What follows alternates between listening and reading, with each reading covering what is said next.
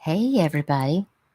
This is Duchess coming to you live from Myrtle Beach, South Carolina, and we're going to talk tonight more about Hurricane Helene and the devastation that it has caused coming inland to Florida, Georgia, Western South Carolina, Western North Carolina, Virginia, and Tennessee. So I want to welcome everyone. Thank you so much for being here. I'm going to say hey to my people, and then we're going to get started. I'm going to have a couple of special guests, hopefully more than one. Um, it's kind of tentative right now because this person has been boots on the ground and trying to get supplies and helping people locally. I did have someone else that was going to try to come up. They are a local firefighter who is actually there on deployment, but they are still out working. So I don't think he's going to be able to make it tonight. But I do have a lot of information that I want to pass on. You can find all of the links in the description box if you want to go over there and check those out. Places where you can donate to the victims and the families that are affected by this horrific hurricane that came on shore as a tropical storm all through and caused mass destruction in the mountains. So, still have a lot of missing people. A lot of people have been found, and there has been a great effort put forth in these Facebook groups. And I just want to give a shout out to those people for putting together all of these wonderful Excel, Google Docs, keeping up, allowing people to submit their missing loved ones. And when they're located, they can go right in, and this Excel spreadsheet basically updates itself. Letting it's a reference where people can just go over and click on it and find out, hey, this person has been found, or this person has not been yet located. And I really wish they would have a central location where they could put all of this information into one database. Because there are so many people that are still without power. There are so many people in Western North Carolina and Eastern Tennessee that are still trapped in their homes and have not been found. Thank goodness for STARLINK and the wonderful people that made that possible to have the free service so people could try to get the food and water and supplies. There is a huge shortage, especially for babies. It's just really heartbreaking to see what these people are going through. So we're going to talk about that. We're going to watch some videos, and I'm going to give you the latest stats and kind of let you know what's been going on, because I have heard a lot of crazy stories, and I want to hear from you in the chat, because I'm looking, I see Sexy Wild Thing, McLovin, Freaky Baby Face, Claws, and I love this person so very much, and she finally got power. But, even she needs help at her home, because, money is tight. And when people go through these disasters, they don't just have the funds on hand to have somebody to come out and cut these trees down and do the cleanup. And maybe they're not able to do it themselves. So if you live in an area where you can go out and volunteer and help your neighbor, help your community, please do that. It means so very much. And I hope you're doing well, Sexy Wild Thing. I've been thinking of you and all of my subscribers. I have a lot of subscribers in these areas, and there's people that I still haven't seen in my chat that I'm worried about. And you guys are my thoughts and prayers. Please reach out to me as soon as you can. If you happen to get power or you're listening, you see this live stream, just know that we're thinking of you, and we just want to make sure that you're okay. So I'm going to go over here to the chat and say, hey, to everybody. I see KCG said she's going to have to catch the replay. Hey, Josh B. Well, we talked about that yesterday. I had a membership live, and Josh, if you want to resubscribe, you can. I'd reworked the membership tiers So if you want to resubscribe, you can feel free to do that. And I appreciate all of your support. Hey, Butterfly 31 on the replay. Hey, Heidi Cakes. Good to see you. Thank you for sharing that information about your friend. I'm keeping them in my thoughts and prayers. So many people affected. Thank you, Michelle, for coming in and telling him that. I haven't even looked at this chat, but I did see you, Sexy Wild Thing, and I just wanted you to know that I was thinking of you. Hey, Ro, thanks for becoming a member. I saw that right down here. Thank you so very much. I hope you're doing good. Hey, Cat's Eye. Good to see you. Hey, Hope's Echo. You're very welcome. I'm a Carolina girl, so I'm definitely going to try to support my states and that I live in. I live in South Carolina, but I was born and raised in North Carolina. Hey, Roxy. Good to see you. Hey, Sue. Look at that precious little puppy. Oh, my goodness. Hey, Ava. Hope's Echo's got a pretty puppy, too. I love all the puppies. Hey, Nonsense. Thank you for being here. Hey, Crimson Moon. Good to see you. Hey, Sunday Doodles. Hope you're well. Hey, Victoria. Necessary Evil. You got hit by Helene? You are in our thoughts and prayers. I hope that you're okay. Such a sweet little puppy in the picture. I've heard some wild stories, and that's why I feel like this is so important. Oh, Josh B., if you're not able to, like, I totally understand. Some people are not able to join memberships. That's okay. Like, we love you. We embrace you. We appreciate you just hitting the like button, sharing it out, sharing the community posts with the missing people. Like, everyone here on this channel means so much. Hey, Dragon. I hope you're doing good. Hey, Troll Investigates. Y'all, Troll Investigates, they have just started making videos on their channel. And I just want to give you a shout out, Troll Investigates, for sharing the Nick Mick Missing flyers that you're doing over there on your channel. I really hope you can grow your channel and do wonderful things and continue to share awareness, because that's what we really need in this community. So if one of the mods could drop his channel, I hope that you are able to have success with your channel, and I wish you the very best, Troll Investigates. Thank you so much for being willing to take the time to share missing flyers. That really means a lot to me. Your area is a mess too, Josh B. I'm so very sorry. Of course, Sexy Wild Thing. If there's anything that I can do, you know how to reach me. Elizabethton, Johnson City, Erwin. Yeah. And we're gonna look at some videos of that area tonight. Hey, LFT. Thank you for joining tonight. I hope you're good. Chico.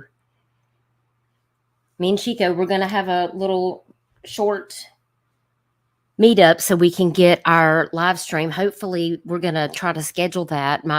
I'm kind of busy the next couple days. I have some things going on with my parents and stuff that I have to take care of, but hopefully this weekend we're going to talk about some missing people in Tennessee. So I hope you guys will be able to come stay tuned for that, because there is a lot of people missing in Tennessee.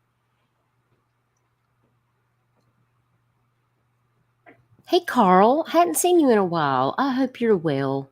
Hey, Janice. Good to see you.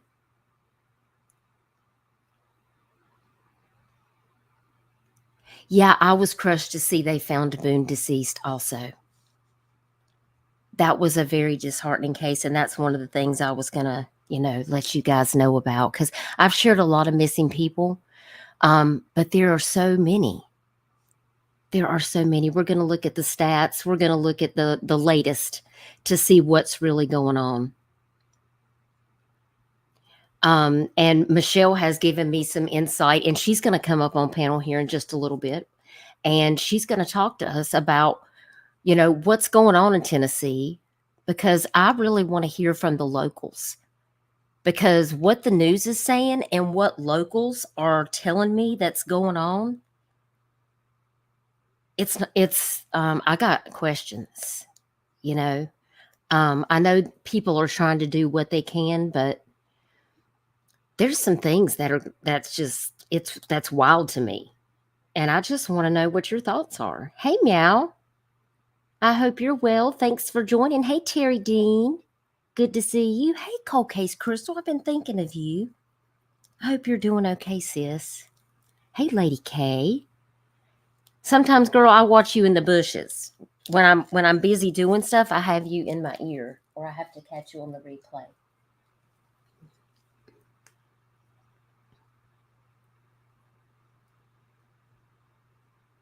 Hey, Birdie.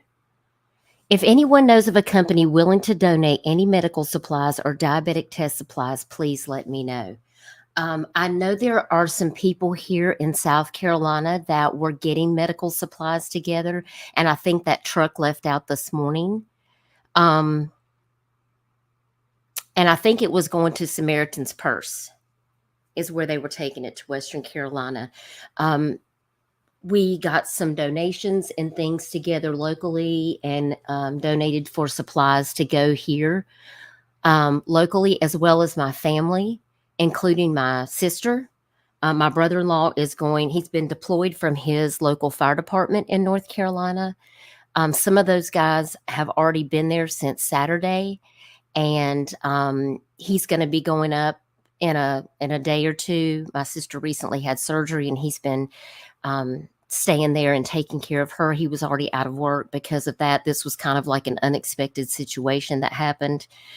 So he is getting ready to leave to go out, and we have gathered together lots of supplies. My sister has gathered together lots of supplies and donated, and there are trucks and loads of things that are being taken up by firefighters that are being deployed, as well as locals from all over North and South Carolina.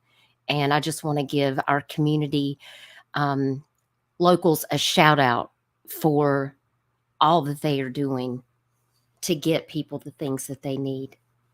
Because I have to say, it's a far cry from what I feel like. And this is not anything political, but I'm just really disappointed in the government, the federal response to this situation. I'm kind of disheartened. I expect more. Because I know, I mean, we get hurricanes here. It's not good. Thank you, Meow. They certainly do need a lot of prayers. It is Troll Investigate. It's very discouraging, but don't get discouraged. You know, sometimes like you could take it state by state, or you could just try to post it's so hard to get to them, which is why I try to focus on the Carolinas, because that's where I'm local. And then I just try to reach out beyond there, or when people ask me to share a flyer, then I try to share that. But I try to just make sure I'm covering my local area as much as possible, because I have a lot of people that subscribe to me that live close to me. So, but don't get discouraged. I really do appreciate all that you're doing. Cold Case Crystal says she's been laid up and not able to walk, and she's going to get back to it soon. She's pulled her ACL and meniscus tear. Oh my gracious. You are in our thoughts and prayers, Cold Case Crystal. Lasagna or buns in the oven? You know good and well it was lasagna. My baby making days are over.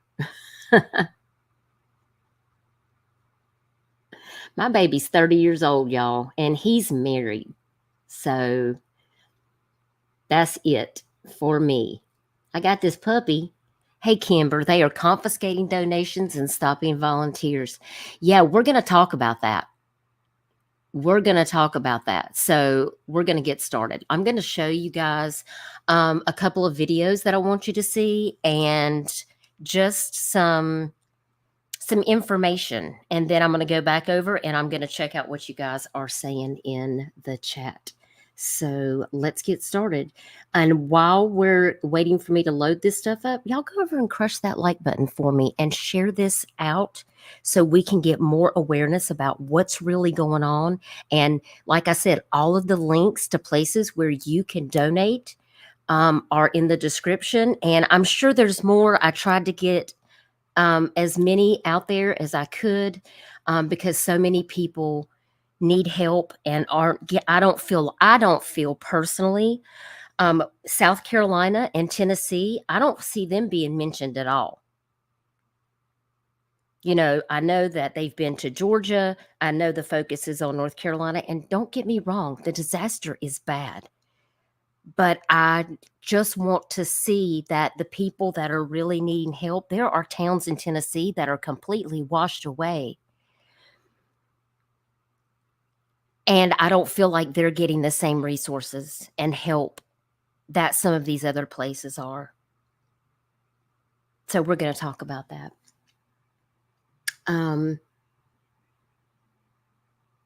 Now, here's something that I did see. And I wanted to let you guys know that because Bertie brought up about the medical supplies and for diabetic things, but also they are in need of Benadryl and EpiPens because all of this flooding has flooded out their nest.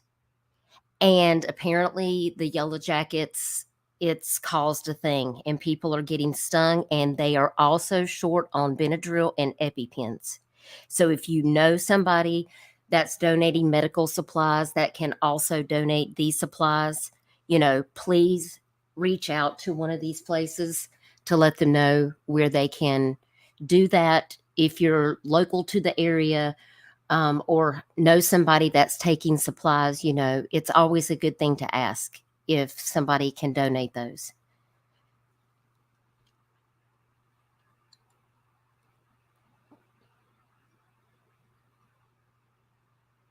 And I just want to give a shout out to my sister who had her truck, and there was other truckloads of stuff that they were dropping off. I just want to give a big shout out to her for getting all of the children's clothes, bottles, formula, diapers, because y'all, these people don't have anything for their kids, for their babies. You know, we do what we can.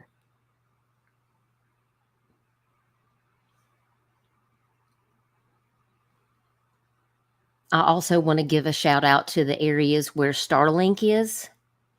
And I uploaded this, but for some reason it's not letting me show it on my screen. What's going on? Maybe it'll come up in a minute. I don't know why. Oh, okay, you guys can see it. I can't even see it on my end, but apparently you guys can see it. I can see it on my phone. But on my StreamYard, I can't see it on the screen. That is wild. StreamYard is weird, y'all. I can't see that I'm showing it. It looks like I'm not showing it to you guys, but I can see it on my phone. This is actually all the areas where STARLINK is covering right now. Florida and parts of Georgia, all of South Carolina, from the Midlands of North Carolina into the mountains and to the upper portion of Tennessee, Virginia, West Virginia, and parts of Kentucky actually have free STARLINK. And if any of my mods that are in Discord, I have all of these links in the mod links. Let me see if I can get that STARLINK. This is the link for the STARLINK right here. If you guys want to go check that out, this is the article that talks about the STARLINK. And again, I just want to give Ryan Hall, Weather, and the Hey Y'all nonprofit organization that he runs for paying for the data roaming fees, for putting money towards that so that these people can have free cellular service. Nash 24, I see that. I'm sick of the red tape when we're just trying to take care of each other. Yeah.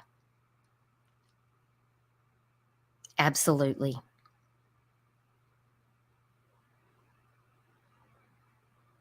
Yeah, Ava. I mean, there's that's why I wanted to let you guys know, like Benadryl and stuff.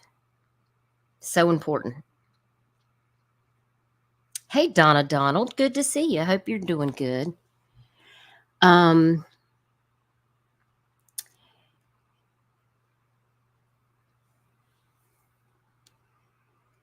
Michelle shared this with me about the United Way.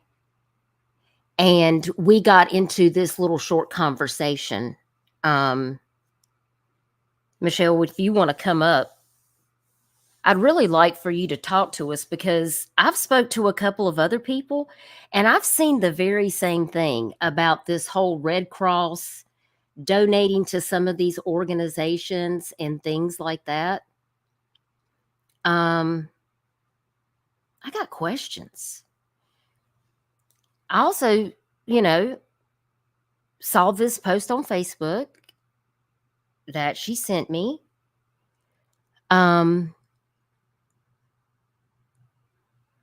This is one of many people posting about the same situations that's going on. A lot of people have been asking where to donate. And this person says, please don't send anything to the Red Cross or FEMA. Reach out to the churches because they're keeping everyone supplied. Hang on. We got somebody in the back. Hey, lady. Oh, you're here. How are I'm you? here. It helps when you unmute. Thank you for joining me tonight. You are local in Tennessee, and you sent me this today and told me that, this is something that's going around about where people are sending their donations. Talk to me about what's going on in Tennessee and about sending money to Red Cross or FEMA. What's happening with people's donations if they send it there? Well, since the hurricane hit, just about all the businesses down here are loading big trailers to take supplies up there, and they've made many trips. Friday, our governor declared a state of emergency and asked Biden to. Yesterday, our governor asked for an expedited declaration of emergency because we still hadn't seen FEMA. Yesterday, Biden did write in that we could have FEMA. He just did that yesterday. I'm hearing now, and a bunch of people in chat, including Crystal, have verified that when FEMA came in this afternoon, they started confiscating all the supplies and making volunteers leave. And the Red Cross is right beside them. What? Crystal said that her father-in-law, who lives in Tennessee, bought a whole truckload of water, and they turned it away. And they're saying if you're not United Way trained, which we know they take 5% of your donation, you're not allowed to be there. Yeah, I see Spivey in chats. And listen, Spivey, it's not just people on Facebook. There are people that are locals that are seeing it actually happen in real time. That's the problem, is that other locals that are in Tennessee and in North Carolina have also told me that this is happening. People are bringing in the supplies and they're taking it and putting it in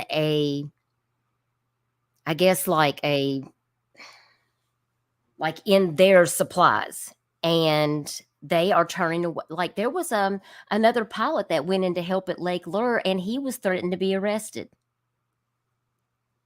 Absolutely. And Spivey, I'm not listening to things on Facebook. I'm a local here in Tennessee.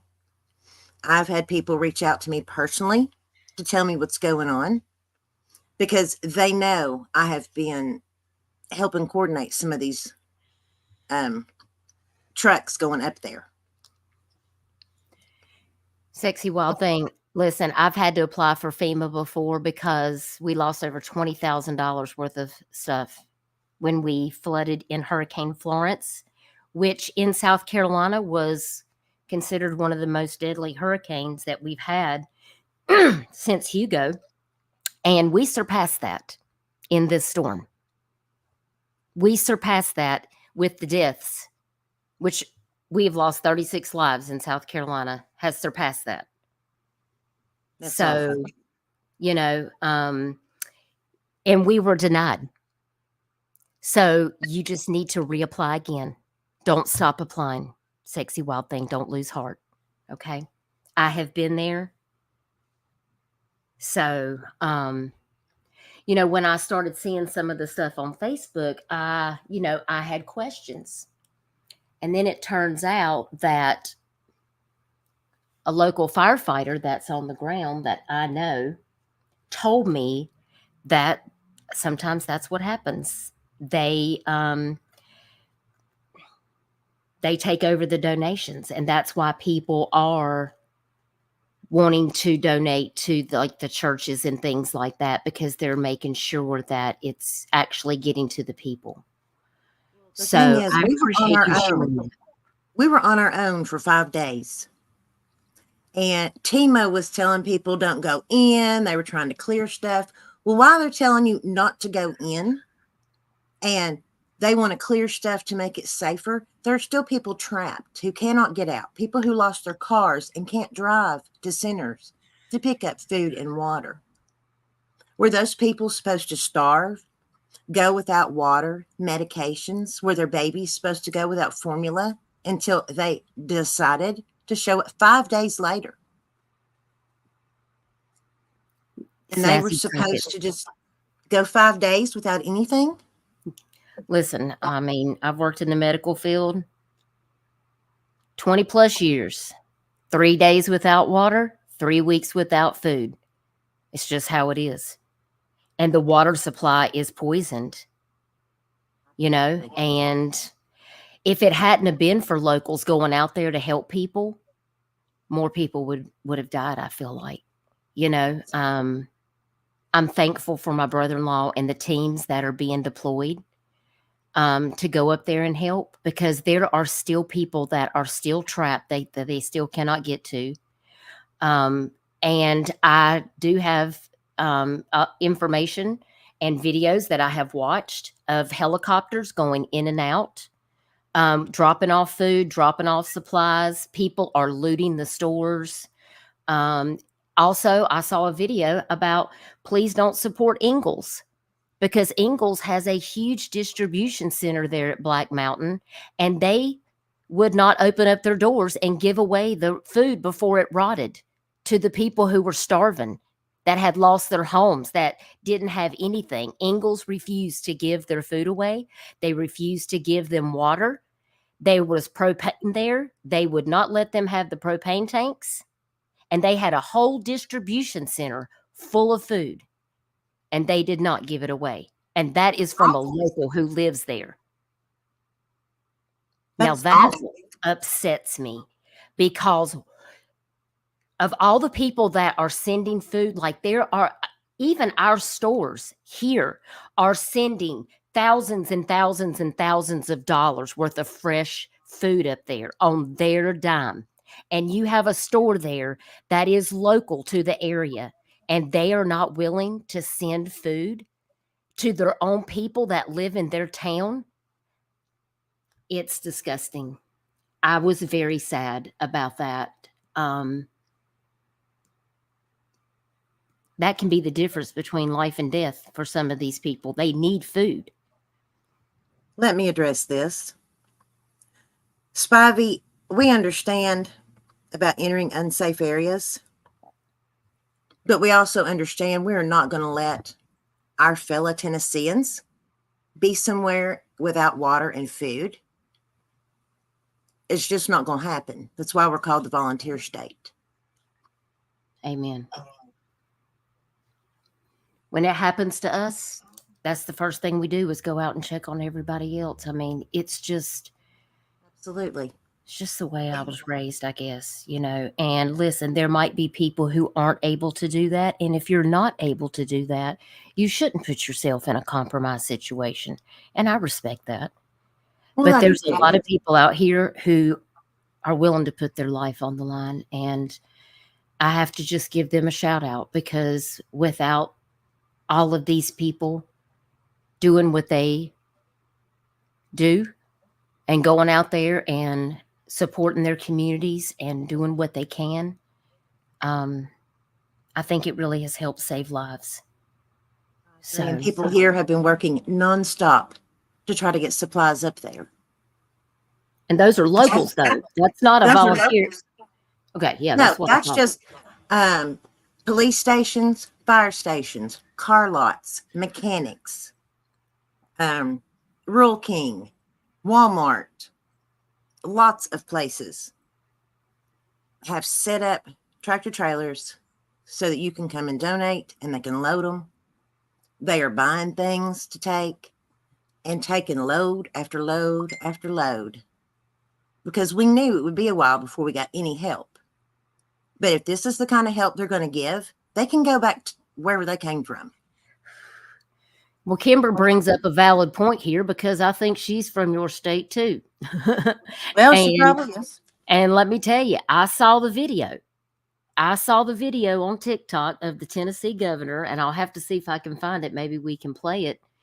Of them basically, saying, "Don't go out and help people." Well, that the one I saw was Tima. It was Oh, the was lady that? from Tima.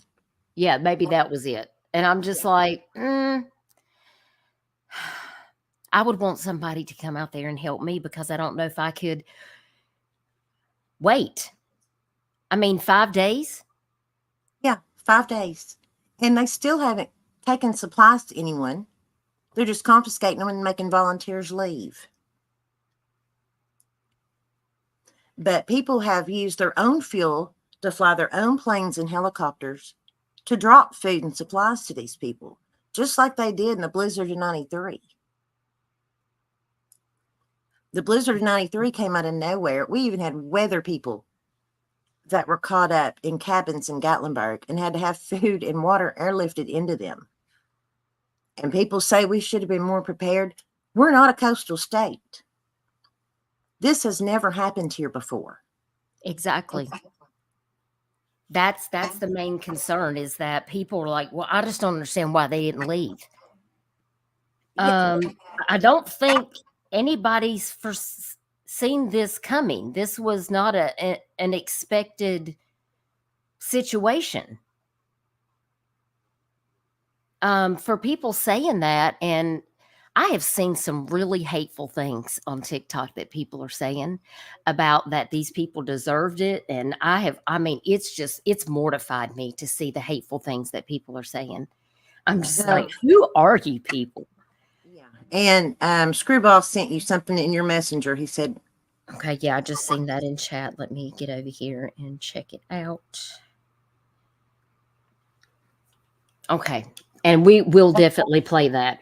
I'll pull it up on my messenger and I'll share my screen and we'll definitely look at that.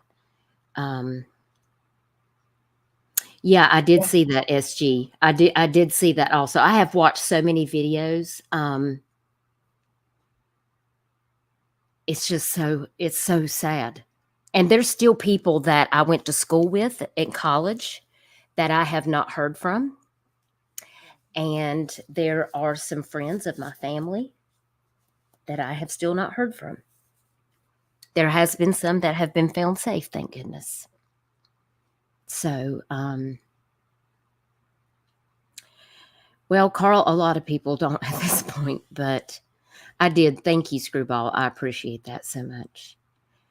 Thank you, Nonsense. This is an incredible tragedy and so many are suffering. Please be mindful of each other and what so many are going through. There's no simple solution, sadly, but many lives have been lost already. Yeah, and that's some of the things that I wanted to share with you. I mean, we have battled lots of hurricanes here, and it's scary. You just never know what's going to happen. Let me get down here. Let me see if I uploaded it on here. This was earlier. About 1.3 million people remain without power as of 11 a.m. today. 1.28 million customers in the Southeast are without power. In South Carolina, we have the most. 490,000 customers are without service. In Georgia, more than 360,000. In North Carolina, more than 346,000. In Florida, 46,000. In Virginia, more than 42,000 people are still without power. And even though it's not on there, Tennessee still has people without power as well. I know. That's why I can't understand why they didn't list that. Why is Tennessee not even on this? Tennessee's not being mentioned in a lot of places. We Well, talked about exactly. that. We talked about that. Yeah, it did. It happened fast. It did. And we're still letting water out of Douglas and Cherokee dams because of all the water that's come in. And all that's doing now is flooding places downstream. The Tennessee River is higher than it's ever been going through downtown Knoxville. There's a lot of places in Loudon at that dam that are a lot higher than they've ever been. You can't see any of the boat ramps. The docks are underwater. It's unreal.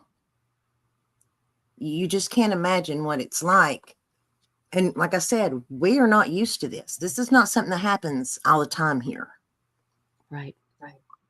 Original Oddity, I don't see your other comment. I was looking for it too. Yeah, I didn't see that you had another comment. You'll have to tell me what you said again. LFT says local businesses and area needs are included in the message I sent. Give some specifics that found helpful. Sure, those needs apply to Tennessee as well. You know that's the thing is state regulations. What resources North Carolina has, Tennessee doesn't get. It's separation of state lines. So unfortunately, Tennessee's not getting the same thing. And I don't know why it's like that. But Sadly, I had some links to drop for Tennessee where you could donate. But now, I mean, I don't know if we need to give those out if they're turning away donations. well, like I said, all of the links are posted in there. And I encourage people to call and ask questions. That's what I encourage because obviously I'm not taking donations. There's places that are handling that, but there are also local places that you can donate. And I think Samaritan's Purse is doing a good job. That's where my sister told me that she was taking all of the things that they are donating. Yeah. So, this was another statistic that I thought this was what I saw earlier today. This was 4 hours ago, is when I pulled it up, and it was from 11:28 this morning. The death toll has risen to 175. North Carolina's death toll stands at least 90. Florida has 14, Georgia 25, South Carolina 36, Tennessee 8, and Virginia 2. And that may have changed by now because that was from this morning. Well, the sad thing is we still have over 100 people missing. And I'm sure they're missing in other states as well. Oh, yes. So it will rise. Yes. Trying to think what else we have on here. I did see that the National Park Service announced that the Blue Ridge Parkway will remain closed until further notice. Something that Michelle and I discussed was that my brother-in-law let me know that his team that is already deployed there told him that they were able to get eastbound 40 open going into Asheville so that they could get trucks and with food supply, etc., going into Asheville and Boone area. However, westbound 40 was closed down until sometime yesterday. They were able to get one lane open on 40 westbound coming out of Asheville. However, Michelle, that's not the case for I-40 when it crosses over into Tennessee. What's your latest update on what's happening with I-40 in Tennessee? Because I haven't heard. They're saying that it will be open September of 2025. Now, how are people going to cross over from Asheville or Boone or that upper western North Carolina area to get supplies and things into East Tennessee, where Johnson City, Erwin, all of this area? Talk to me about that. The main two routes And if anybody knows another one, please let me know, is to go up to Virginia, hit 77, and come down into Charlotte. Or you can go across 129, but we call that the Dragon here, and people in sports cars and motorcycles go across that to slide around it. It's a dangerous road. Truck drivers are trying to use it right now, and one did get stuck the other day. But it's a very windy mountain road. It is. With a big drop off on one side. We did have 2 motorcyclists lose their lives on it last week. And one, they couldn't find him. And when they finally did find him, a bear had him. So I'm sorry, a bear? a bear. And we're hoping that the man lost his life before the bear got him. But we don't know. And the bear did have to be taken down because it tried attacking the deputy. Wow. It's a very dangerous road. Oh my gosh. I don't even know what to say to that. That is scary. That is scary. Okay, I'm pulling this up so I can get it over here so we can listen to it. Oh, hang on. Okay. This video is a video that Screwball just sent over to me, so I want you to take a look at this video as well as a couple of videos that I have uploaded here of just some footage so that you guys could kind of see some of the things that's actually going on up in these areas. This video that I'm getting ready to play you is one of the strangest videos that I have seen on the internet. And I asked a couple of people about it, and the first thing they told me was HARP. If anybody knows what HARP is, put a 1 in the chat. If anybody knows what HARP is. I'm going to put my 1 in there because I know what it is. Is it real? Is it fake? I don't know. I don't know because I'm not privy to know what the government's doing or what people are doing. Sometimes I can't, I don't know. I'm not a very good conspiracy theorist, but in 2024, Lord, I don't look at all these people that do know. Hang on, let me get over here to the. I didn't know. Okay, Truth Reigns, Kimber, Chico, Brown Eyed Butterfly, good to see you. Carl, Cool Gamer, good to see you. Roro's like, I don't know. It's real. No clue. Nonsense, I never carry cash. Cherokee. Hey, Outdoorsy Life. G of Twins.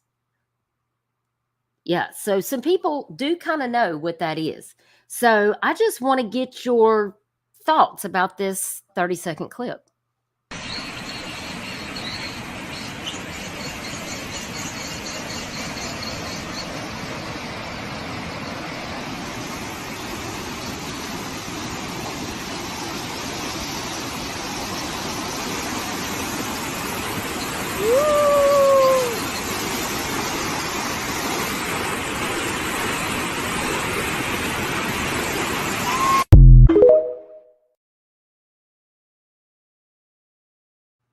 Have y'all ever seen anything as crazy as that? I've never seen anything like that. Me either. And we flood a lot down here. And I don't think I've ever seen. And they were like, it's the frequency on the HARP turned up. And I was like, y'all got to quit doing all this stuff. I was like, for real? And I have, y'all, that is the weirdest video I've ever seen. I just wanted to get some feedback. Carl says the government did this stuff as far back as Vietnam. I know. Listen, my uncle was in Vietnam. He used to tell me the same stuff. And I used to think he was a little crazy because he had malaria. And I always thought maybe that's what made him, turns out I'm starting to believe everything he was telling me. God rest him. Absolutely. There's definitely some crazy things going on. Let's watch that one more time, y'all, because it just freaks me out and it's way too short for me.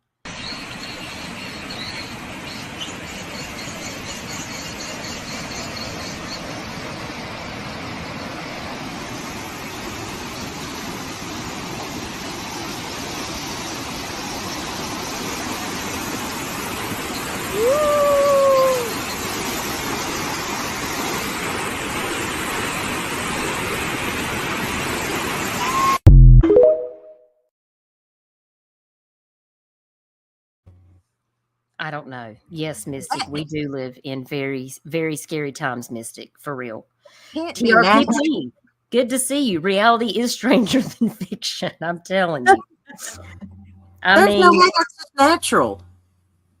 This makes me cringe because if I see that happening at my house, I don't know. I'm getting on my roof. I know, Chico, China is doing seed clouding. I went down a whole rabbit hole this past week about cloud seeding and all that stuff. Oh my gosh. That we're going to have a whole live just about crazy stuff. That has nothing to do with true crime. We're just because it's a total deep dive into that. So I have another video. Let's take a look at this.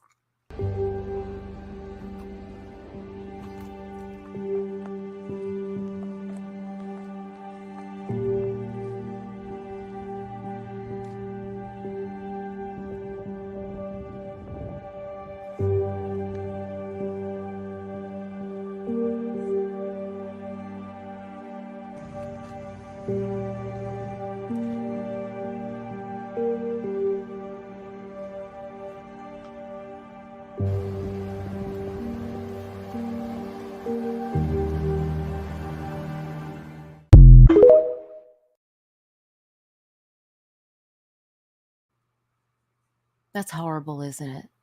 That is horrible. The devastation is just so sad.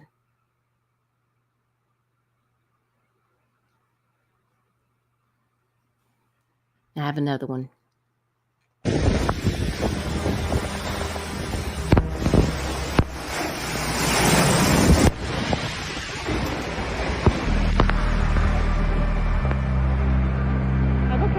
My car's gone. I'm okay. It's okay. The everything's gone. It's all gone. It's okay. It's okay. Are your parents okay? They're okay. Was anybody in the gym? It's okay. It's okay. Hey, you're okay.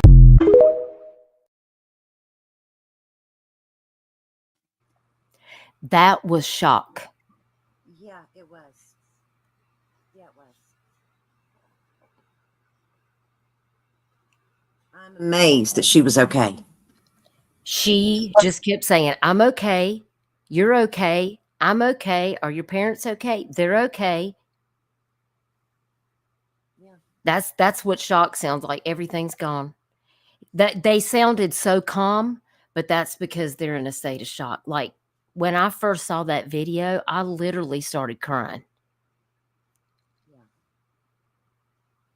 I mean, that was a huge landslide that took out the houses in front of them. That is. What people don't understand, because not all places are like it is in Tennessee and North Carolina. When you have the mountains like that, not only do you have the water rising from the rain, but you also have the water runoff from the mountains. And then you have landslides from the mountains. It's not just the water rising like it is in other places. We also have it coming down. And people who don't live in areas like this, who live in flat areas, they don't understand that. That's another reason why you can't really prepare for something like this when you don't get it all the time. Nature's going to do what it's going to do. That's a fact.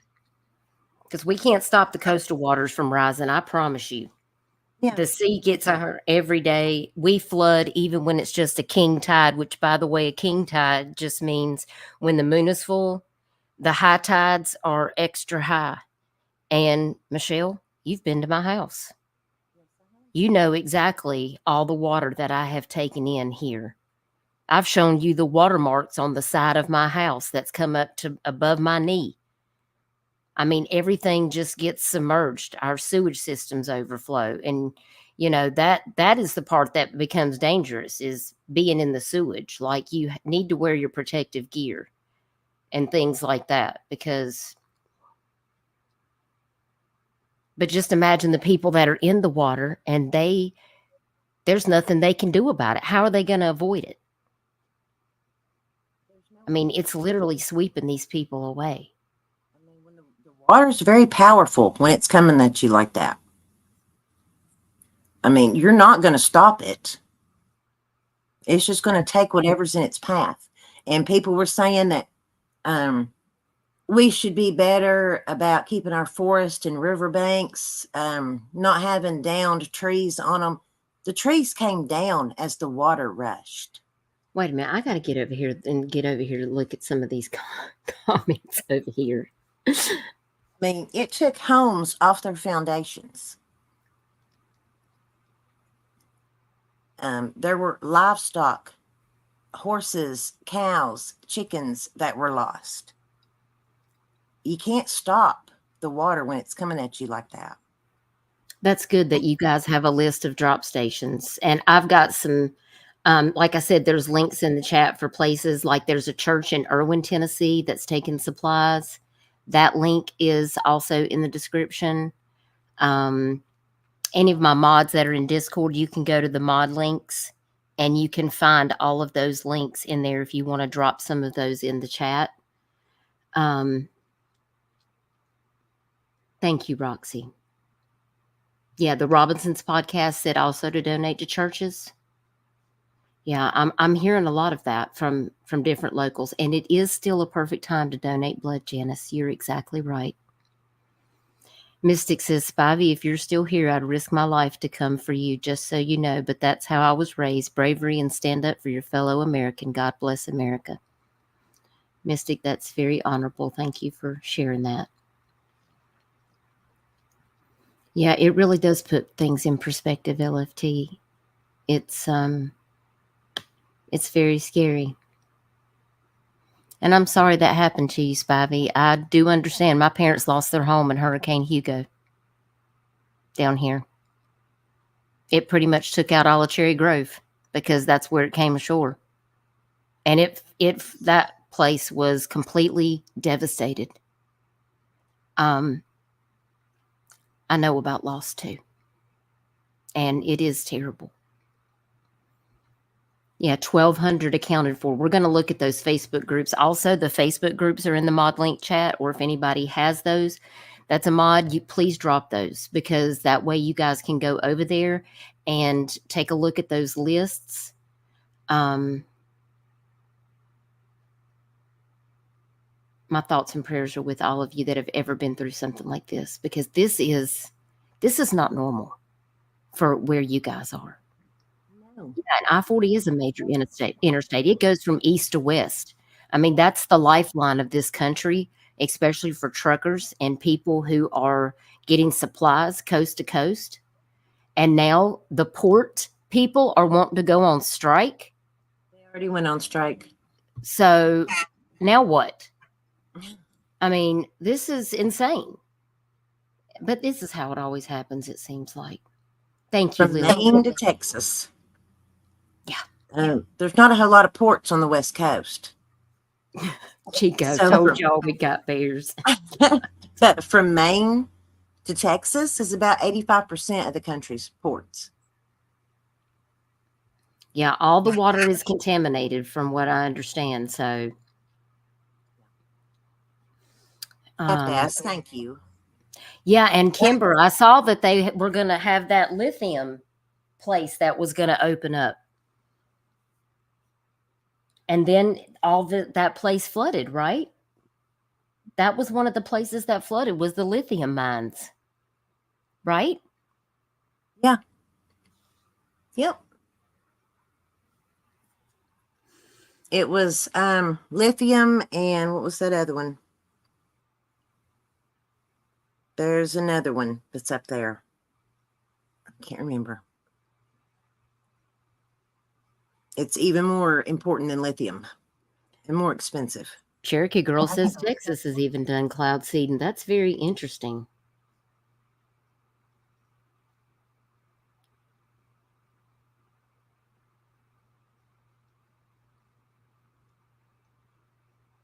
Yeah, there is no stopping Mother Nature. That is.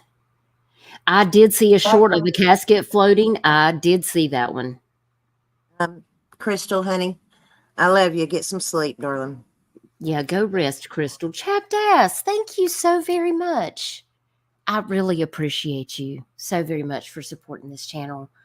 I hope you're doing well. I appreciate you so very much. Go rest.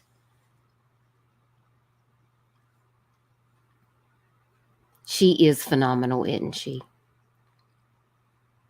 Well, Chico, that's what causes the shortages and the crisis, is when people decide to hoard supplies.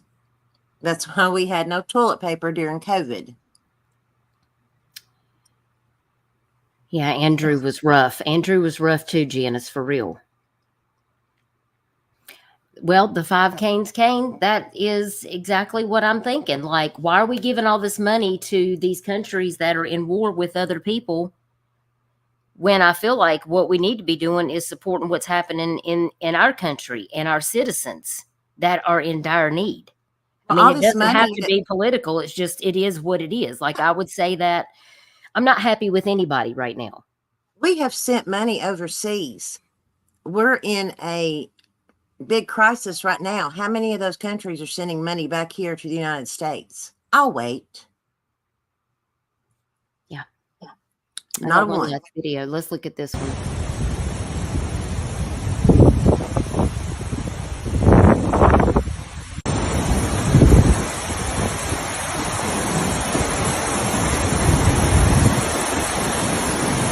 This was the Flowery Bridge.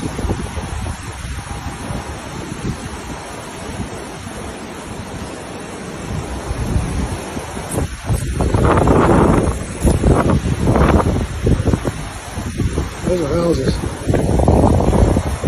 and trees. This is the main road. This is Memorial Bridge. Crested the bridge last night. All those houses.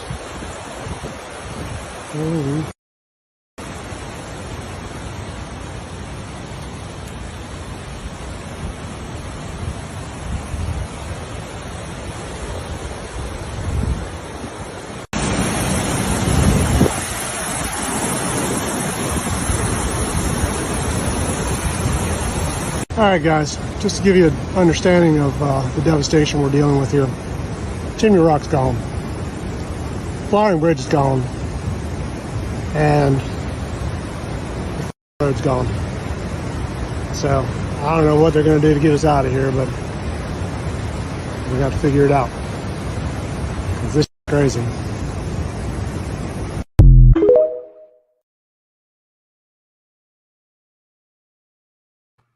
My goodness. This is going to take years to. Spivey, I don't know that North Carolina relies on the production of lithium.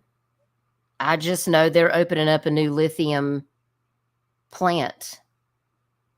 I read an article about it 2 days ago.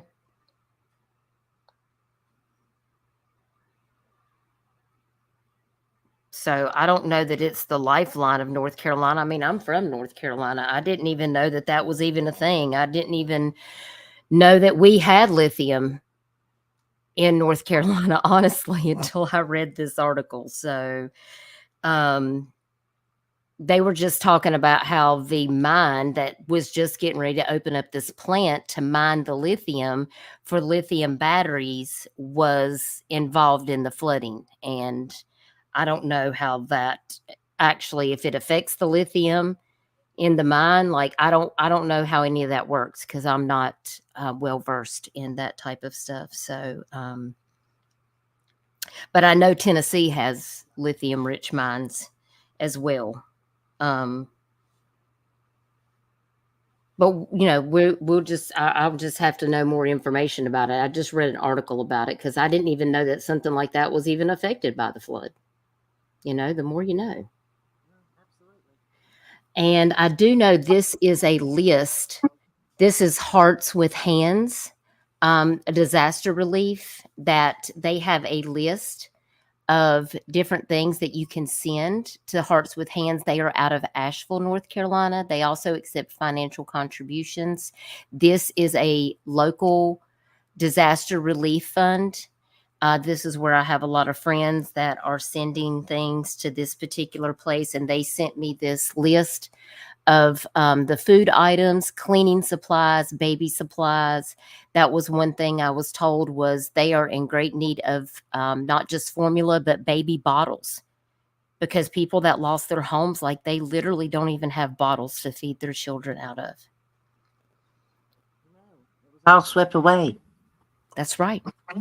Quartz. Thank you, Kimber. Yes, it's quartz. The other mines. Yeah. Quartz.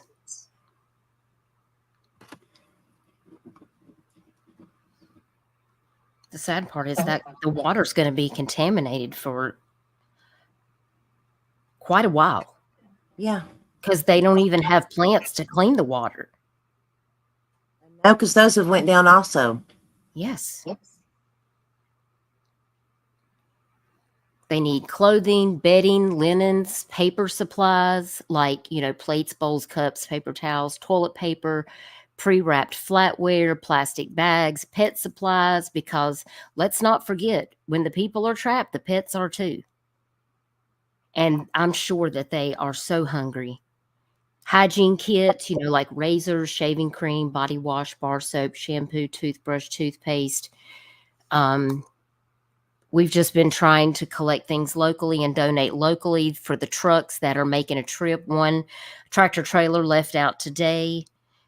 We just took a bunch of water and things down there to donate locally. And then, like I said, my family that's in North Carolina, that's only just a couple of hours from there, has been getting things together. And those are going to be delivered when my brother-in-law and a bunch of people, they've got gas and chainsaws and tents. And I saw 5 trucks that were loaded down with trailers that were stacked to the hilt with bottled water.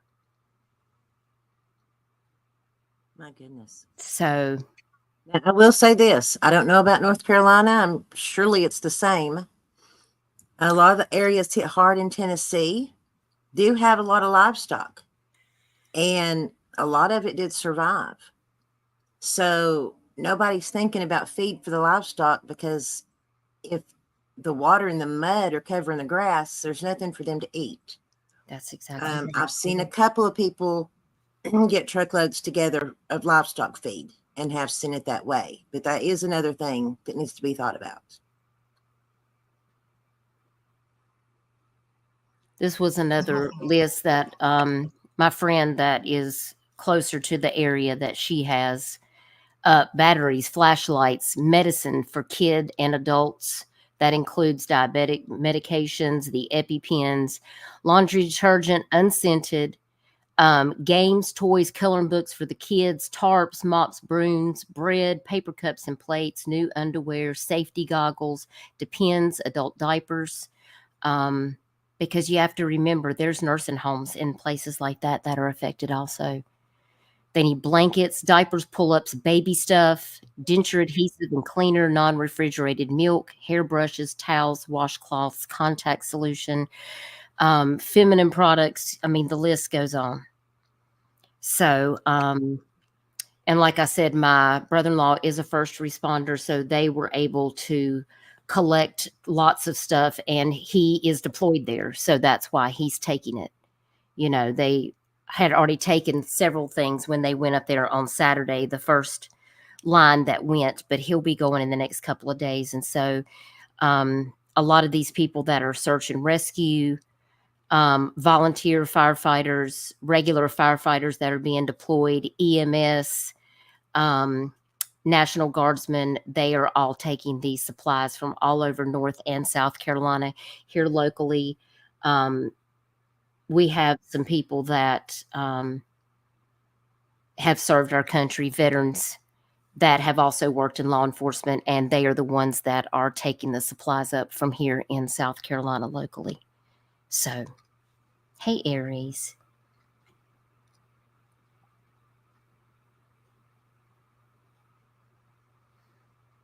All of these things are so important. You know, we do what we can. Not everybody has to go out there and be boots on the ground helping anybody, but please do support and pray for the people that are going up there. Like I said, my brother-in-law and his department will be deployed there for more than 8 weeks during this cleanup and rescue operation that they're on. So please keep them in your thoughts and prayers, as well as all the other people who are there, boots on the ground, helping rescue, flying the helicopters, bringing in supplies, people who are volunteering their time and effort, people that own grocery stores or their own stores that are actually giving their own items away to these families. Like, that is such a blessing. That is such a blessing that people are willing to do that for the people who don't have anything. So I want to get over here so we can play this video that Screwball sent me. So let me share my screen and we'll play that.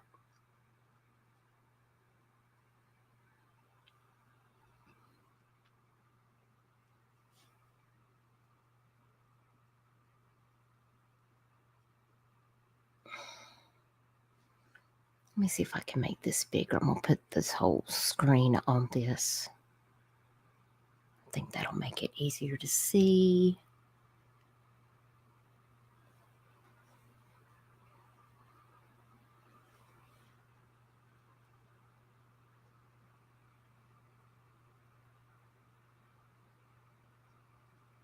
Okay, let me unmute it. But one Pageland man's efforts to help are now the source of controversy. He flew his own chopper on his own dime to help stranded victims. But that man says he abandoned his rescue missions after a fire official threatened to have him thrown in jail. Well, that man now wants answers and turned to Queen City News chief investigator Jody Barr to help figure out what went wrong here. This is the original post that I was reading when I decided to go up and help. It's a long post, but she's saying that her kids and family and animals are trapped. No way out, no supplies, and the only way in or out is accessible by helicopter. Limited self-service and no water since Friday morning. I thought I have a helicopter and maybe I can help. Jordan Sidham piled food and water into his helicopter Saturday and headed up toward Benner Elk, the only way through a mountain gap in Lake Lure. This is the mountain valley that you would have to fly to get to Black Mountain, where we were escorting people out. This is a mountain range, and this is a mountain range. The only place to fly through with bad visibility, low cloud coverage, is Lake Lure. The cries for help from people stranded without food, water, or electricity hit social media soon after the flooding last Friday. But my parents are stuck there. Their address is Banner Elk. They are in the first condo. Stories of survival are now being shared days after Helene wreaked havoc in North Carolina. But one Pageland man's efforts to help are now the source of controversy. He flew his own chopper on his own dime to help stranded victims. But that man says he abandoned his rescue missions after a fire official threatened to have him thrown in jail. Well, that man now wants answers and turned to Queen City News chief investigator Jody Barr to help figure out what went wrong here. This is the original post that I was reading when I decided to go up and help.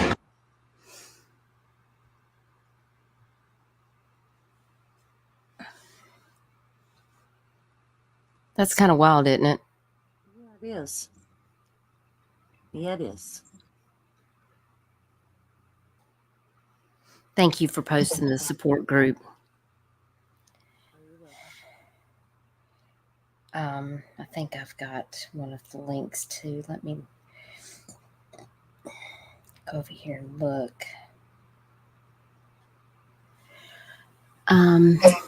There's something else I want to look at real quick on Facebook too. Let me go back over here.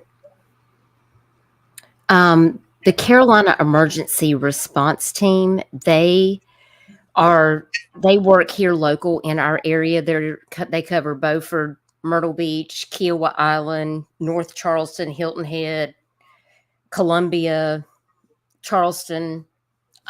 They have been, they're one of the people that took a lot of donations originally from this area up there, and they have been working. A lot of these guys that work on the CERT team are local firefighters that come from all over the state that work together, and they have been doing so much. I'm so very happy that they are out there helping and doing all of these things. And I wanted you to hear a little bit about some of the things that they're actually doing out there. So I'm going to share that. I want you guys to just take a look at this right now.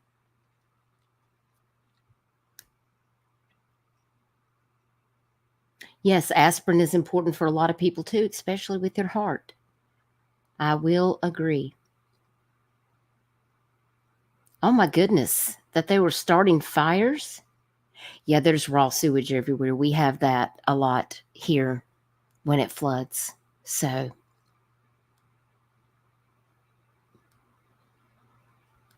and with raw sewage comes diseases, hepatitis, and all the stuff.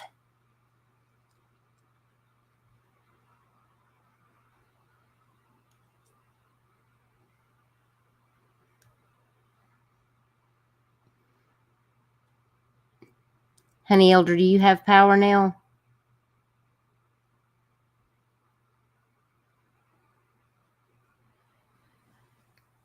Yeah, Lake Lure.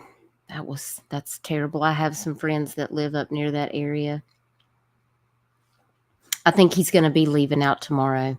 My sister had some surgery and he had taken off work to help take care of the kids, while she was recovering. So before this happened, he was already out of work on leave with her. And then this situation happened. So he's going to have to go and, deploy with his other members of his department. So I think probably tomorrow.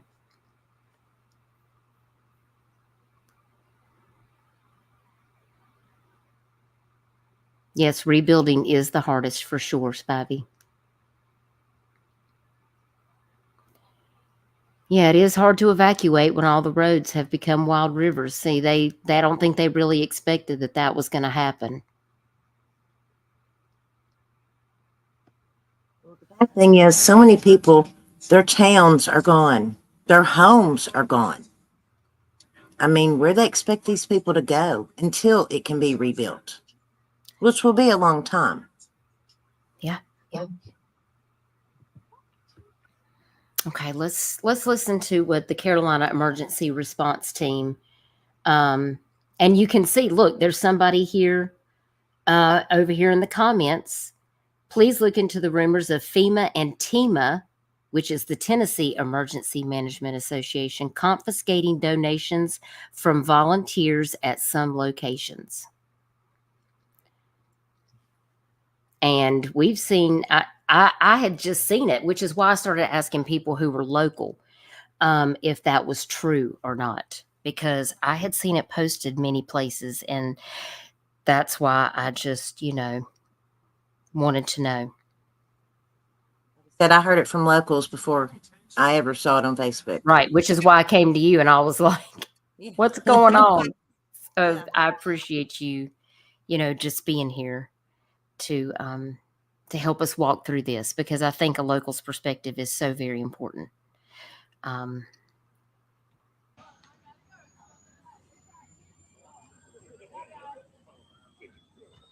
let a few of y'all get in tonight. Captain Walton's back from his missions today, and we wanted to give a update on all the challenges he faced, some good stuff.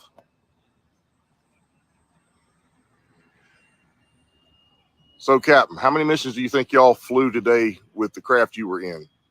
The helicopter that we were riding in today, I believe it was 5 or 6 missions with a couple added things kind of thrown in there throughout the day. And just for clarity, which aircraft were you flying today?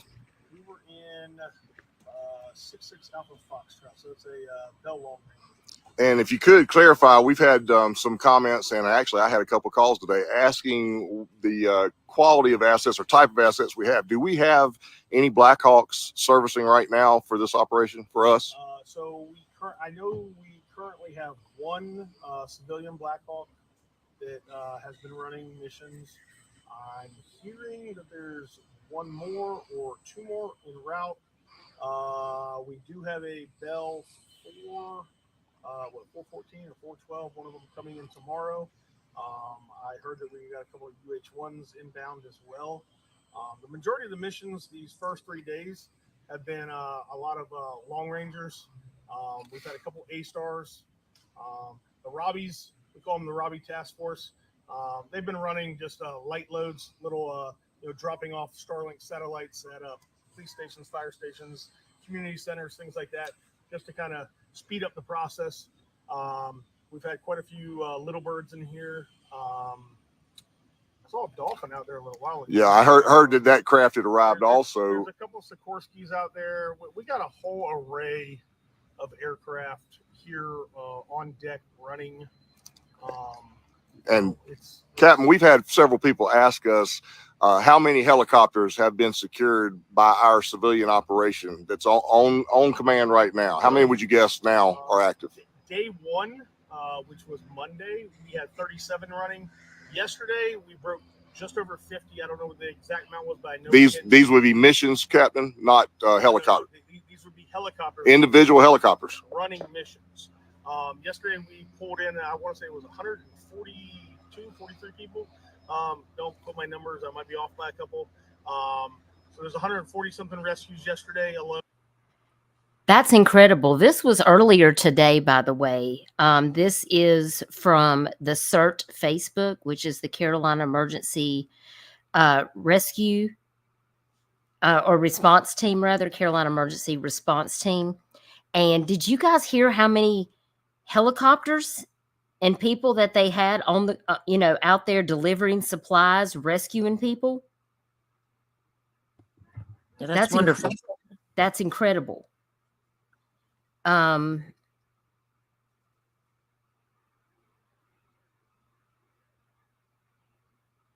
That's what I want to see right here. Owned by the effort here at Hickory Regional Airport. I don't know what the numbers today are on personnel brought in and aircraft running, but when we landed just a couple minutes ago, the tarmac was pretty desolate, and there was a lot of radio traffic on our way back in. Yeah, I know we caught you as soon as you got off the bird. At dispatch, I was near dispatch, and they did confirm yesterday was 143, which would technically be a record for our particular organization. Today, what was the highlight of your day? What mission did you like the most today?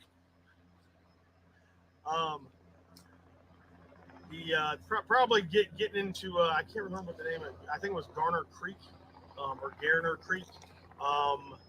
We had a mission there earlier today. What was on the tasking card was a little bit kind of off from what we got once we got on the ground. But once we got on the ground, we made contact with the fire chief. He kind of told us what his needs were, what he would like and stuff like that. We ran into a couple citizens that didn't have any comms with the outside world, and we told them we'd bring him back a STARLINK. So we came back, we loaded up some things.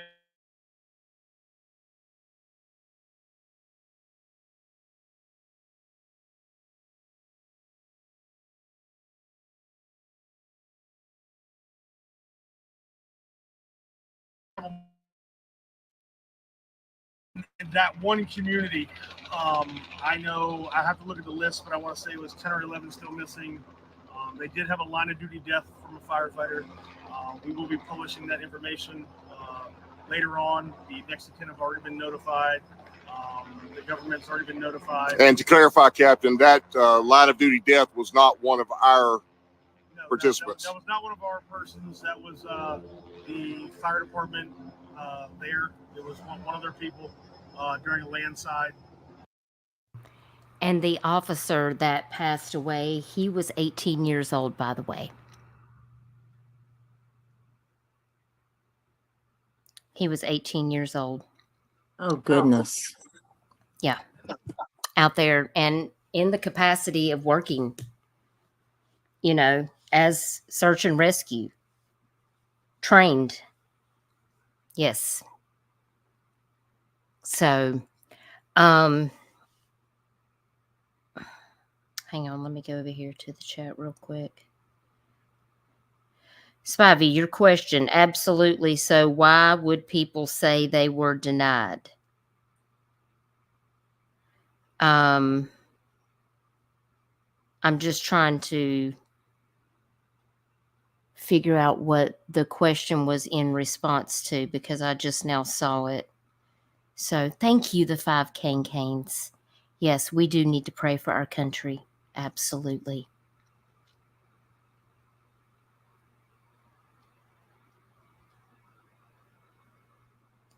Yes, and I understand that the National Guard is in Western North Carolina, but however, you're in Tennessee, Michelle, and you want to tell us where the National Guard is? Well, they were here helping. They were here helping rescue people and get supplies. And a lot of our National Guard was just deployed out to overseas. So they can't be here to help anymore. Yeah. Well, that's what they sign up to do. Yeah, with this particular group, Spivey, they do have helicopters and people helping in this one particular area. But they can't do it all, and they can't cover all of Tennessee. See, this is just North Carolina. But they're still not getting a lot of help in Tennessee. No, we're not.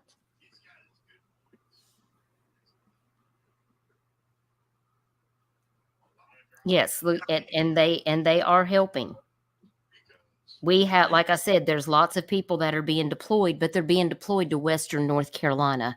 And unfortunately, it doesn't seem like, have you heard of any of these people being deployed over to the East Tennessee area that you're aware of, Michelle? No. I've been No. looking into it, and I have not seen any of the search and rescue people that's came from the Carolinas. I did ask my brother-in-law if he knew of any search and rescue efforts that were going on across Tennessee, and he said no, he wasn't privy to that because he only is privy to what's going on in North Carolina. And he said, I will say, a lot of electrical trucks came out of Canada and other places, and they were going to North Carolina, and then they were going down to Florida. Tennessee is not being mentioned very much in the news or by anyone.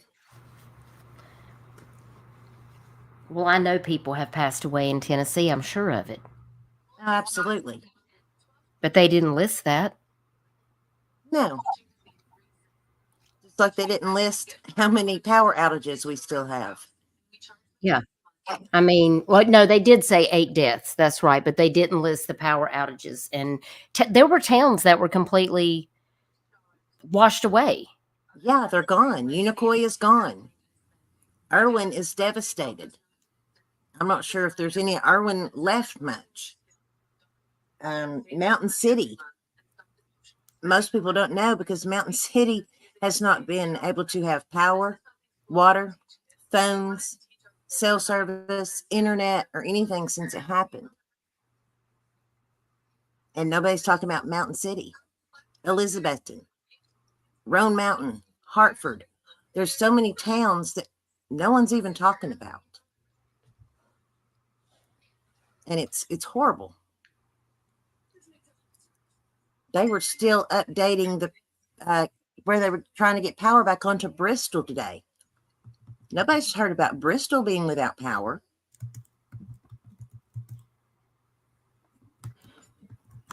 We're not being talked about.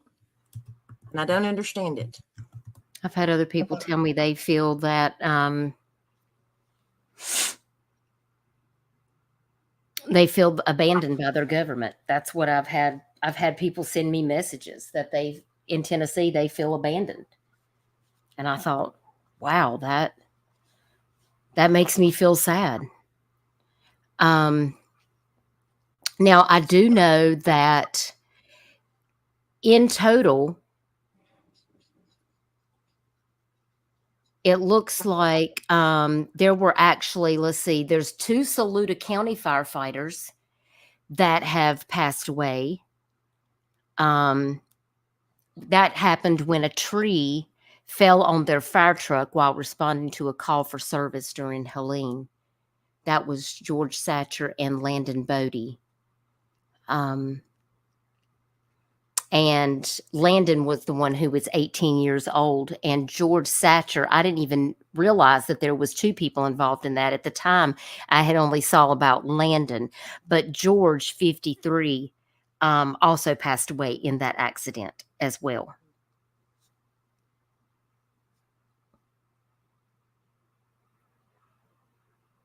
And Saluda is in, that's South Carolina. Well, I don't think they're reporting all of Tennessee's deaths because there was 11 people from that plastic factory that were swept away. Yeah, I did see that. So I don't think they're reporting all of Tennessee's deaths. Yeah, here's the 2 firefighters right here, George Satcher and Landon Bodie. Also in Saluda, residents saw some devastating damage from the storm. Here's News 19's Rachel Ripp. Tragic day for community members in Saluda County as the coroner announced Friday night the deaths of 2 first responders, 53-year-old George Satcher and Landon Bodie, who was just 18 years old. Authorities say these firefighters were killed around 6:30 this morning after a tree fell on their fire truck while responding to a call for service. That's a reminder that these first responders put their life on the line every day to go out to protect the citizens that they serve. Neighbors were also serving one another by helping to clean up after Helene rattled their community. One of those neighbors was Creighton Price. As widespread as the damage was, if everybody can pitch in, it'll get everything going back a lot quicker. Price, his parents, and his grandmother, who all live a block from each other, all saw damage on their properties from Helene, totaling about 20 trees fallen. I kind of woke up when the wind was blowing there around 5 o'clock or so, and then I heard a few things crashing, stuff blowing around on the porch. Price says he didn't expect to see what he saw when he walked outside. As you see that tree just come down, just barely missed that building and that truck there. Trooper David Jones with the South Carolina Highway Patrol even saw damage at his own home. Even this morning when I left, it was just impossible to leave. Everywhere we went was down trees. It's something, as a trooper of 20 years, I've never seen. Now, more cleanup is on the agenda for the next several days. Rachel Ripp, News 19 WLTX.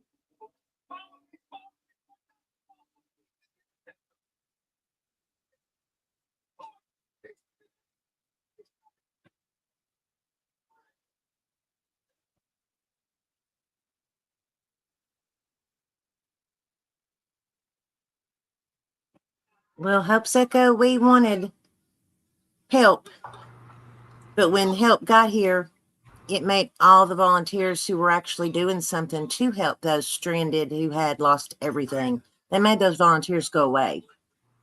So I don't think we need any more government assistance right now. Yeah. I was just going over to look at this Carolina Emergency Response Team. They posted about an hour ago stating that another firefighter locally,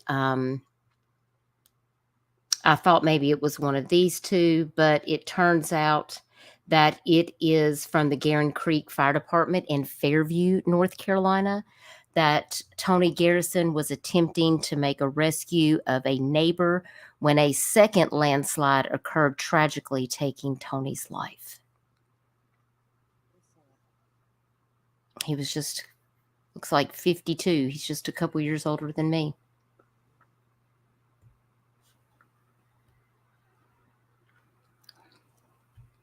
You just never know. No. And this is what payback looks like. Let's wait for my boyfriend to come out. Let's see here. And we still have flood warnings here at the beach. I mean, because the Santee Cooper, like in Georgetown, I mean, the floodplains, we have been flooding every single day because the Waccamaw River is flooding bad. Lake Marion is flooding. And we were not even affected in this way. And we're because all of that water that is up in the mountains, well, y'all, that runs down to the coast. When it finally makes its way down, it's coming to me. That's what I said about the water coming off the mountains. It's got to go somewhere, and it'll just keep coming until it gets to us, and it'll just keep causing flooding as it continues this way. That's how it is, you know. There was a couple of things that I wanted to share with you. Let's go back and check out the Hurricane Helene safety check-in group again.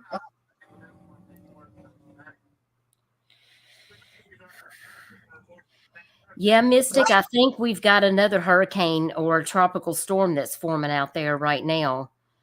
I'm hoping that it's not going to come, but I think they're calling it Tropical Depression 13. Yeah, they don't know the route of it yet, but I can tell you now, Tennessee can't take no more water. I think Kirk is the name of one of them, and then there's another one behind Kirk, which is Tropical Depression 13. I'm like, can we just get a break, y'all, please? Yeah. So, this is the Hurricane Helene safety check-in group, and I'm hoping that I dropped the right link. I've got to make sure I've got the right link on this group. Let me go make sure that I've got the right one.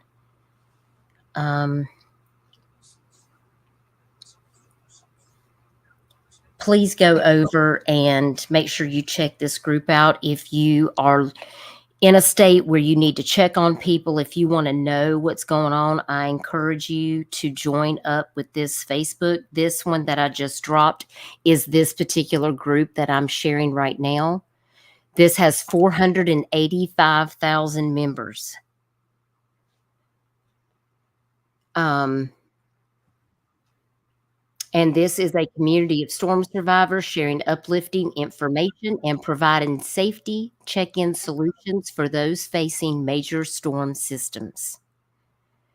And I've seen lots of different links that are getting dropped. Like here is Operation Airdrop. There's Samaritan's Purse, the Manna Food Bank. You can see the Christian Ministry, Trinity Baptist Church. There's Hearts with Hands. Remember, I put up the flyer for Hearts with Hands and what people needed. If you guys are interested and need any of these links, if you don't find them in the description box of this video, you can certainly go over to this group and join up, and you can access all of these links. You've got the WNC Regional Livestock Center, Little Ivy Baptist Church, Mercy Chefs have deployed and will be feeding anyone in need of meals. Cajun Navy 2016 is doing relief supply drops and rescue efforts. Beloved Asheville, the Forsyth Humane Society, which is near Winston-Salem, North Carolina, they are taking in pets. Asheville Buncombe Community Christian Ministry, you have Homeward Bound, the Mountain Projects. I thought that was a really nice. Louisiana's Got You, North Carolina. That was But there's so much more than just North Carolina that needs help, though. Well, and I will say this. Make sure you know who you're donating to. Yes, I agree. Because the United Way does keep 5% for themselves.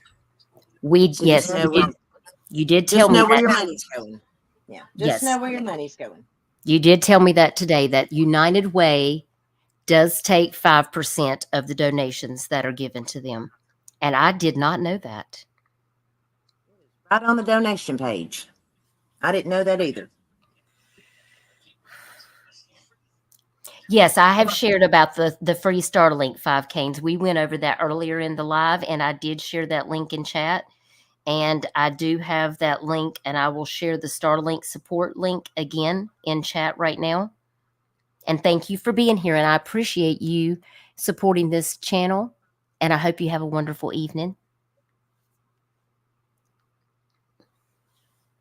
And that's why we just, like, you know, once we started getting all of these places that were helping out, you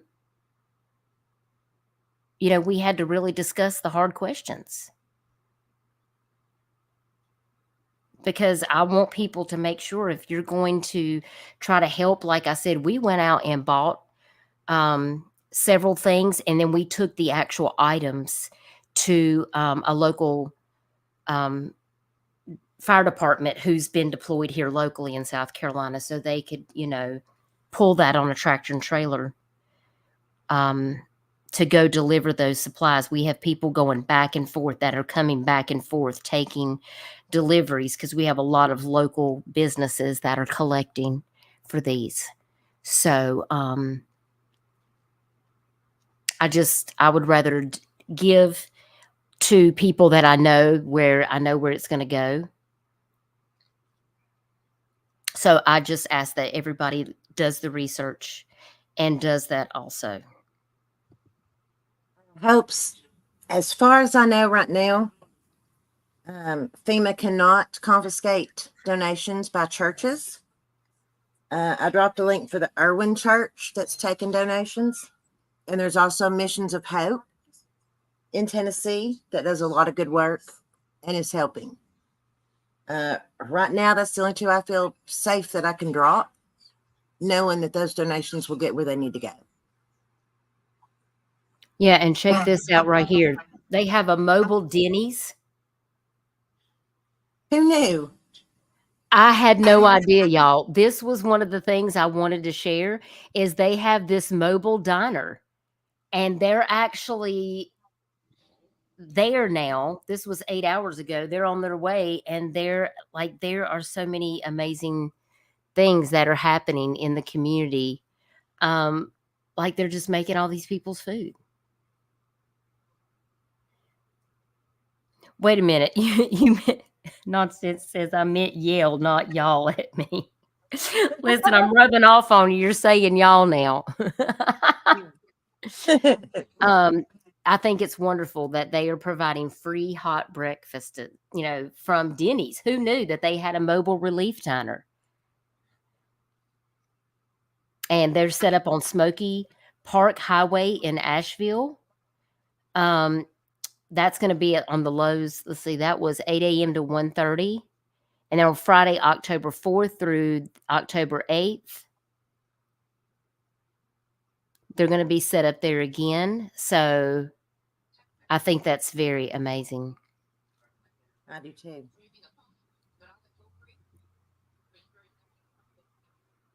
Dancing Dragonfly, I don't know why they're confiscating donations, but they are, and they're making volunteers leave. And anyone else who tries to come in with supplies, they're turning them away.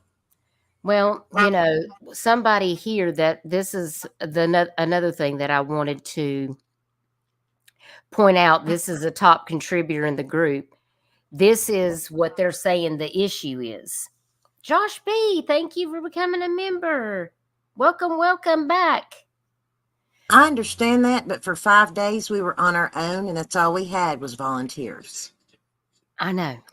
People are showing up and doing whatever. They have said that people are able to volunteer, drop supplies, work, fly in, etc. However, they must be registered with the proper training, check in, be on their database, etc. When people self-deploy, it makes it hard to keep up with people who is coming in and going out, being marked safe. Pilots must register their aircraft, wing number, etc. in order to keep the air safe space. I know everyone wants to help, however, do it with proper channels. The counties have listed staging areas, credentials needed, etc. And honestly, if you have aircraft, I mean, I'm not putting my aircraft in the air unless I'm registering with somebody to let them know what I'm doing, because that it can be problematic when you just. Well, I understand Why that, not but I just don't. let somebody know? Like, I don't understand turning away tractor trailers full of supplies. I don't That's true. understand that at all. Yeah, that doesn't have anything to do with the air thing. I mean, Or if being people has trained. food, they should take it. Yeah.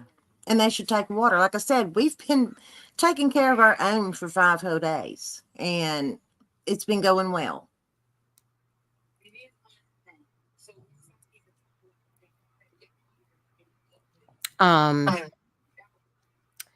Let's see. And I mean, these people have all kinds of list of people, but if you want to go over and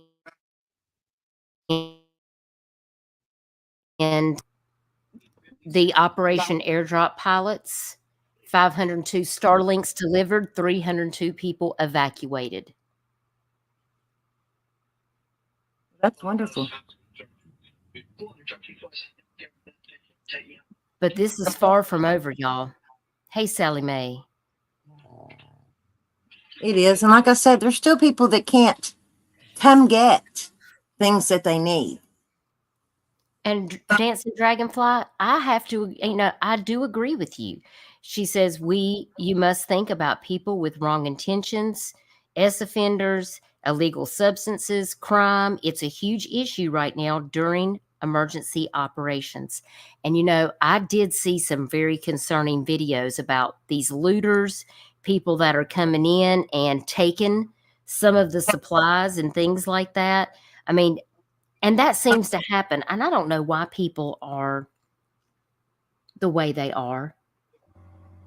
No. Crystal says it takes zero effort to be a good human being. And then you got these people out here doing the most, taking away from these people's situation. But there's still so many people that are missing. And I encourage you guys to go over here and check this out.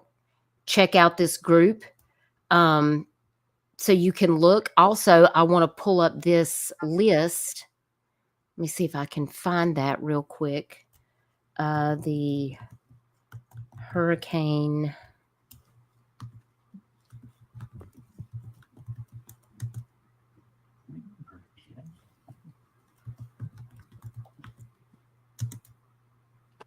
Like I said, I understand being trained, but it's been 5 days before the government showed up. 5 days.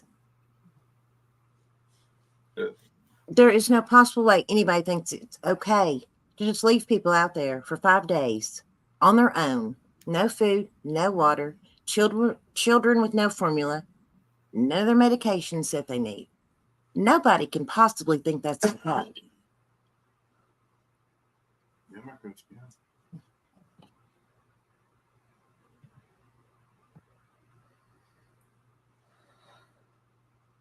Let me get this link here.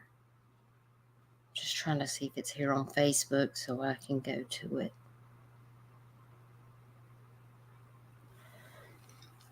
No, I don't want to create a post.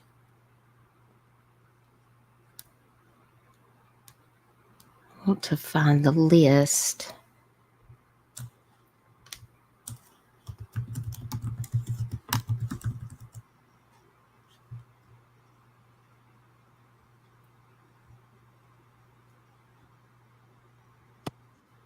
Dancing Dragonfly, I understand when they can't get to you. But I know in the blizzard, they were airdropping food and supplies to people. So I don't know why people are trying to make that an issue when People are willing to use their own fuel and their own aircraft to drop in supplies, and they've been doing that.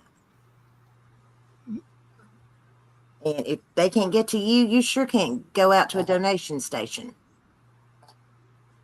It has to be gotten into you.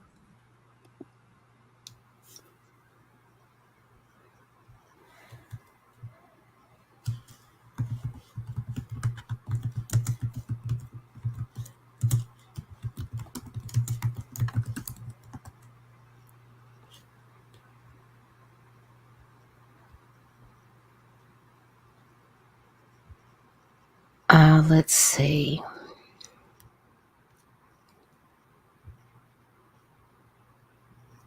Oh my gosh. These ads. Hang on.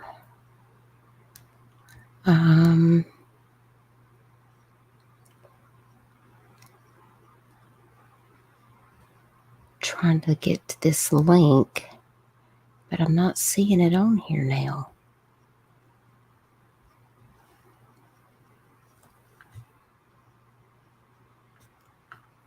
Huh.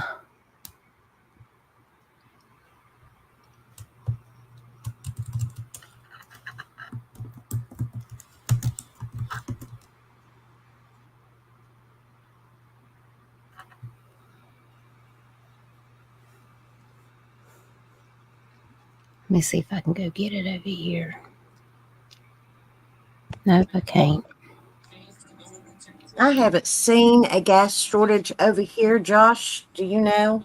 Have you seen any places that gas is in short supply?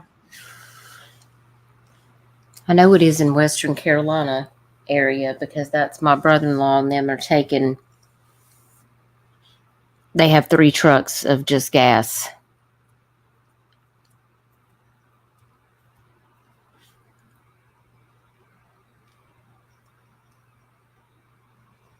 However, we do have a lot of people filling up their cars in 5-gallon jugs because of the ports being closed. They're afraid fuel's going to go sky high. So people are hoarding again, and that doesn't help anyone. That's what creates the shortages.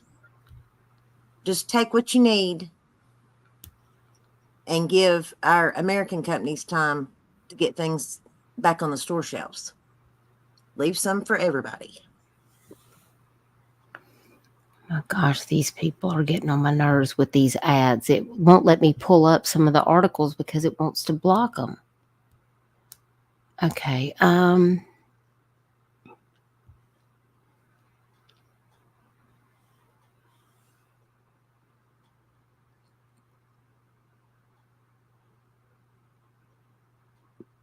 do you mean the shield icon?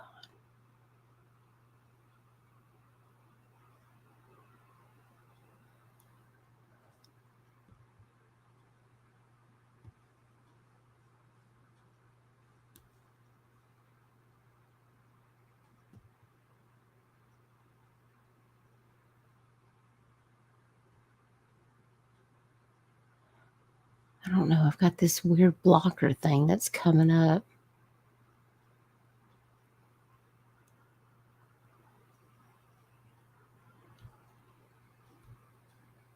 I don't know. It won't let me do it. So I can't share this particular one. I just saw that 39 minutes ago, TEMA said that there are now 11 weather-related deaths reported across Tennessee.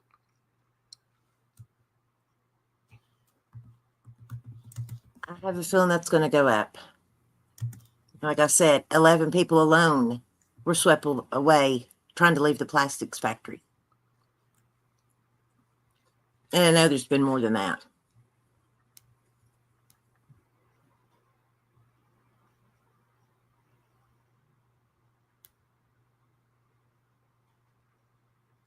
Okay, well, this was earlier today. Let's take a look at this.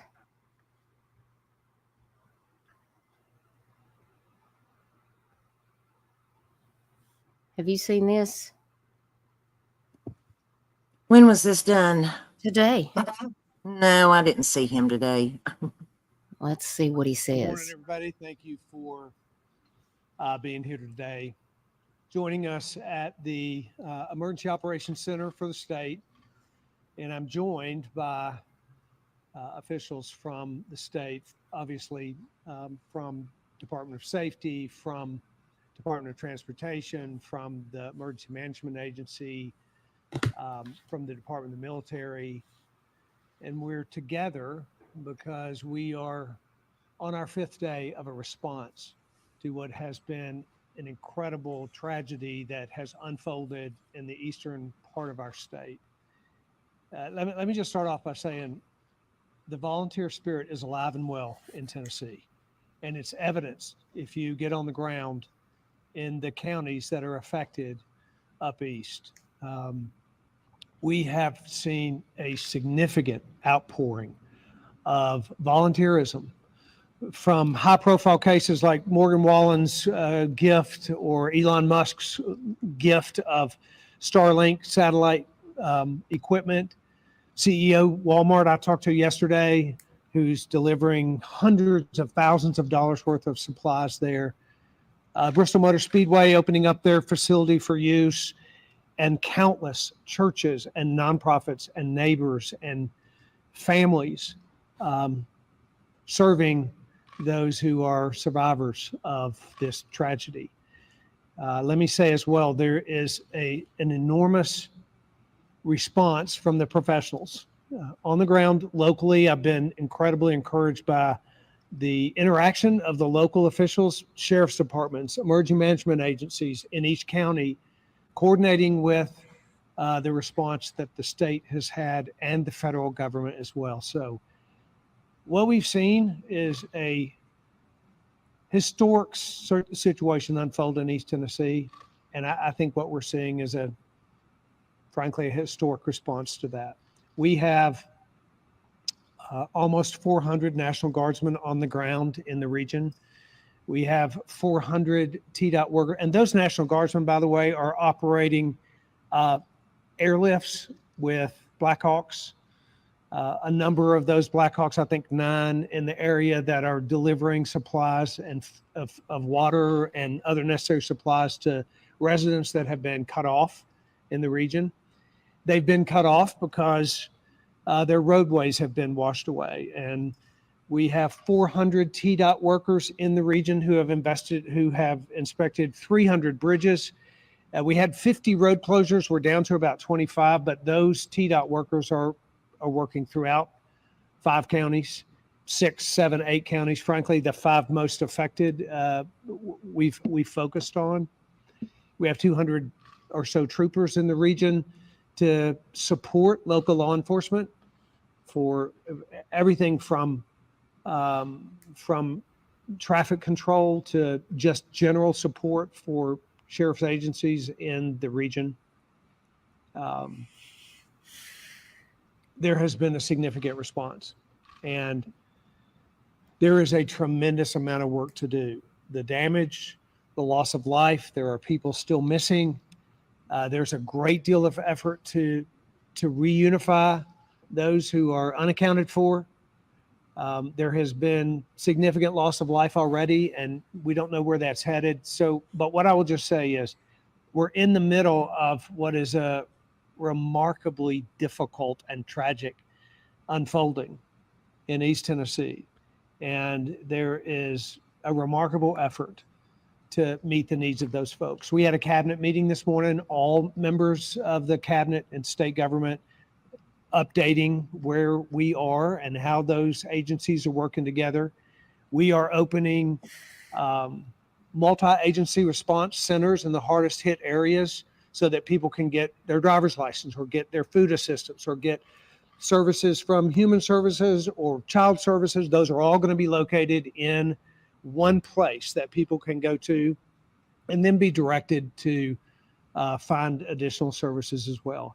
What we agreed upon in that cabinet call this morning is this is a survivor-centric effort that we are making. This response should be and is by all departments survivor-centric. The people in East Tennessee need response. They need cooperation. They need collaboration. They need volunteerism. They're getting that, but there is a long road ahead, and we have to continue down that road. So we wanted to give an update. I've been on the ground there twice already. Our teams have been on the ground there constantly, and there are folks in the operations center that are coordinating with local operations centers 24 hours a day around the clock. So we're hopeful, we are committed, and we're very concerned about the people that are living in East Tennessee. Happy to answer questions. First, I'll let, before we open it up to questions, I want to let Patrick Sheehan, our director of TEMA, give an update on anything I've missed. Michelle. Michelle. Yeah. This is your governor, okay? I'm aware. This is your governor right now. Talk to me. I'd like to smack him. What does he mean? Sheriff offices and fire stations have been getting donations together with the government. No, they haven't. They've been setting up trailers like everybody else for the locals to fill. No government's filled those trailers. The locals have. And does that say, I'm sorry, does that say he is in Nashville? Am I reading that right? Yeah. Yeah. He does know that area's not hit by anything, right? Yeah. He couldn't even do a news conference from over here? Bristol, maybe? One of the Fixing to hard-hit snap. areas? Your power's back on. I'm so glad to see you.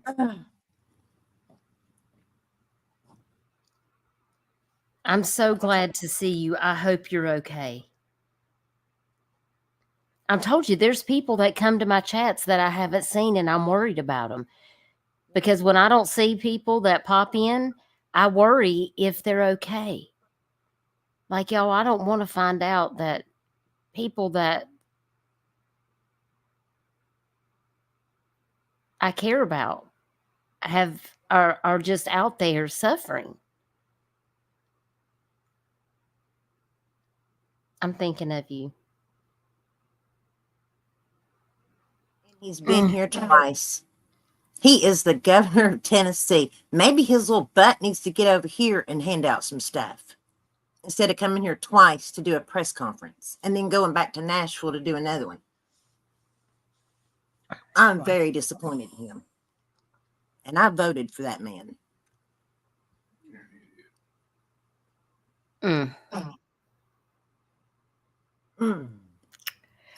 So do we want to play any more of these questions? Because I feel like it could really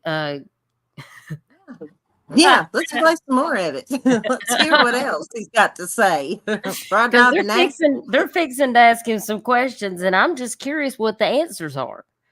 If I have to go to Nashville, where is Kayla? Is Kayla in here? I might need her bail money tomorrow.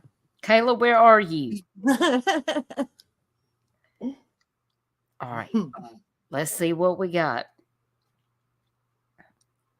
Yes, and then we'll start questions from there. Thank you, Governor. Good morning. So we submitted an expedited major disaster request for 8 counties: Carter, Koch, Greene, Hamblin, Hawkins, Johnson, Unicoi, and Washington. Did y'all hear that? 8 counties have been affected. Yep. 8 counties. And I just don't see you guys getting a lot of the attention. Or listen, they're not really talking about Western South Carolina either. No, they're not. No, they're not. And they had over 40 inches of rain, which is where it all started. Exactly. That's like 5 or 6 months worth of rainfall in 3 days.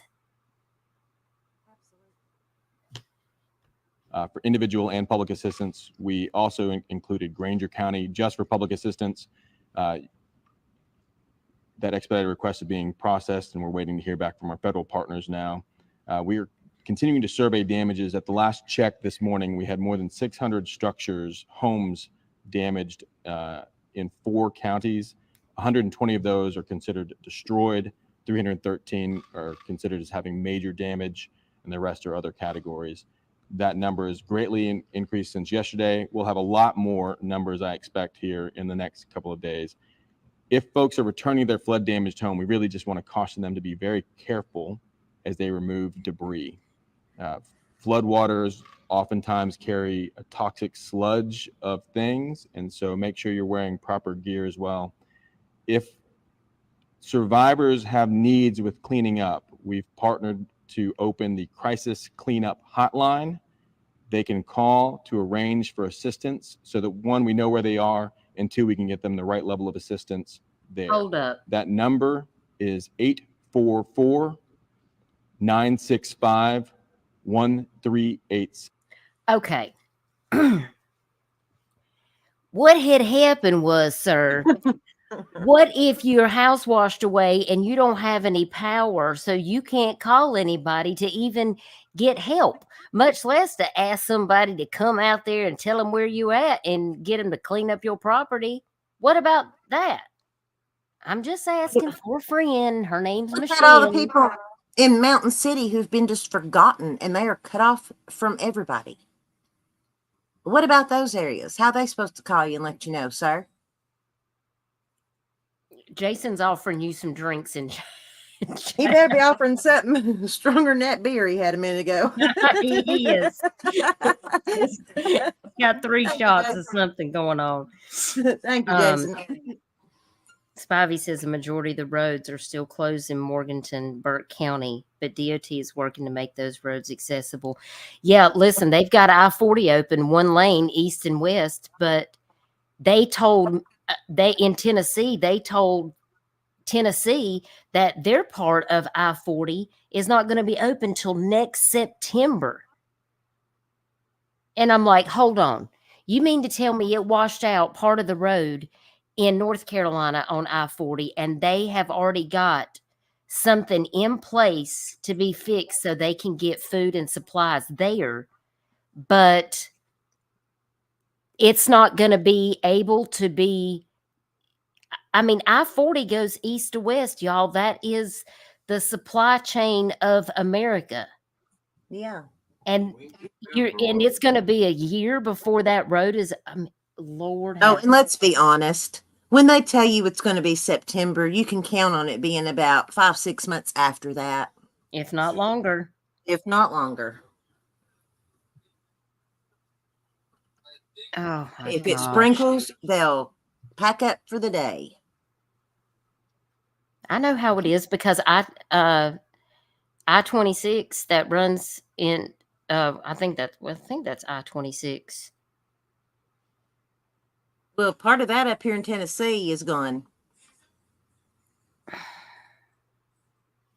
My heavens. That will be open in March, supposedly. Again, count on 5 to 6 months after that. Let's see, when we came to Tennessee. Probably came 26. Yeah, I-26, because I-26 comes right through Spartanburg. And I'm going to tell you what, when I went up for Summer's Day, and I had to go through Spartanburg all the way up in through, because that goes right through, like, near Tryon, Saluda. That goes right up through Flat Rock, Hendersonville, all the places that were devastated. I mean, I know exactly what all that looks like. And listen, they always have road work going on. I mean, I thought I was never going to get through there. And that road work's been going on for 2 years. And that's just regular road work. So now, what now? What now? Our road that goes to, how long have they been working on Alcoa Highway, honey? God. 5-6 years? Or more. Or more. And they still don't have it done. And it's just, it's, nothing. Just the main road that goes to the airport from Knoxville. No biggie. And it's been all this time. All this time. And no nonsense. We weren't prepared. We've never seen anything like this. We're not a coastal state. So we don't get this kind of rain from a hurricane. We get rain sometimes that floods some roads, and we know where those roads are that usually flood. those roads weren't flooded this time. It all came from the mountains. Yeah. Your places normally flooded. Yeah. Ain't flooded. Yeah. I mean, usually Cedar Bluff's underwater. Paper Mill did have a little flooding and it went right away. There's places in Quarryton, Rutledge. Fountain City, Rutledge. We know where these places usually are that flood. None of them flooded. No problems whatsoever. So I'm just assuming they've got 40 open to come into Asheville, but on the other side, which is where Candler, Canton, Clyde, Lake Junaluska, Maggie Valley, that's when you start heading up into the real mountains to cross over into Tennessee, because that's into the Cherokee National Forest, that goes through Cosby, Tennessee, Newport, Dandridge. Like Newport, I guess Cotton that's County, just isn't Newport. going to open. Is that what I'm understanding? I mean, Yeah, not for a long time, because Newport and Cotton County, they got hit very hard. They closed off the exits off the interstate because they were underwater. oh And my gosh. it was awful.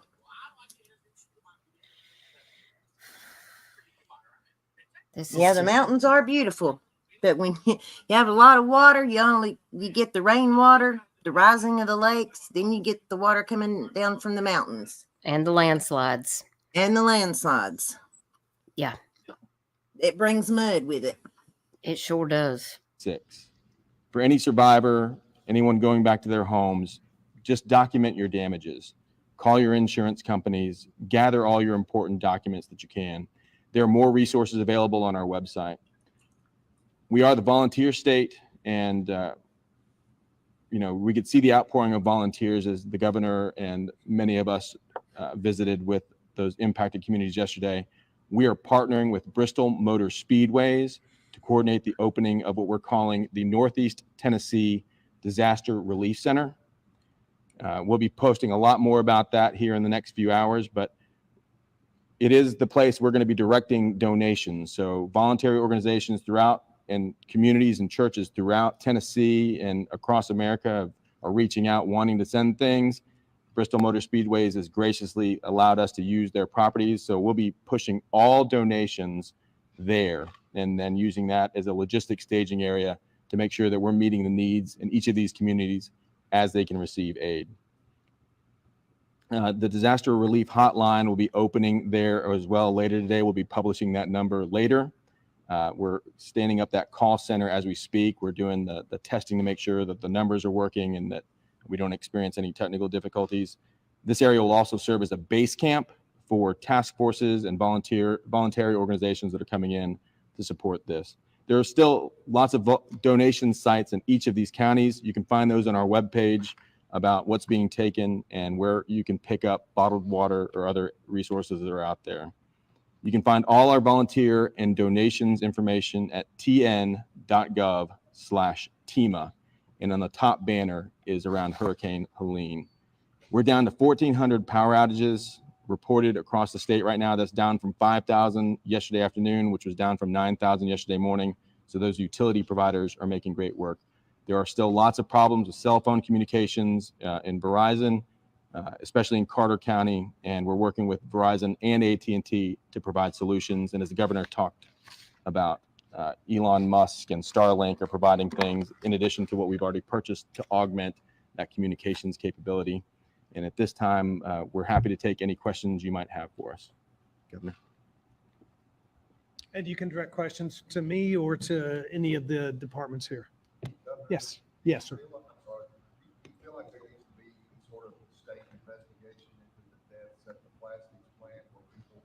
Work there and said they were required to stay there until it was too late? My understanding is that the TBI is investigating that particular situation right now. And he's talking about the plastics plant. Because the volume on him was pretty low, but he was asking if TBI was going to investigate the deaths at the plastic plant, and he was responding, yes. Yeah, they are. Thank goodness they are. Yeah.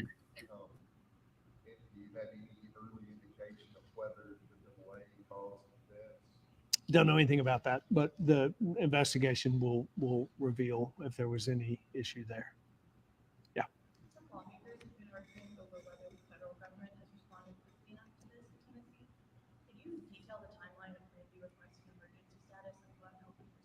Yeah, Patrick, you want to?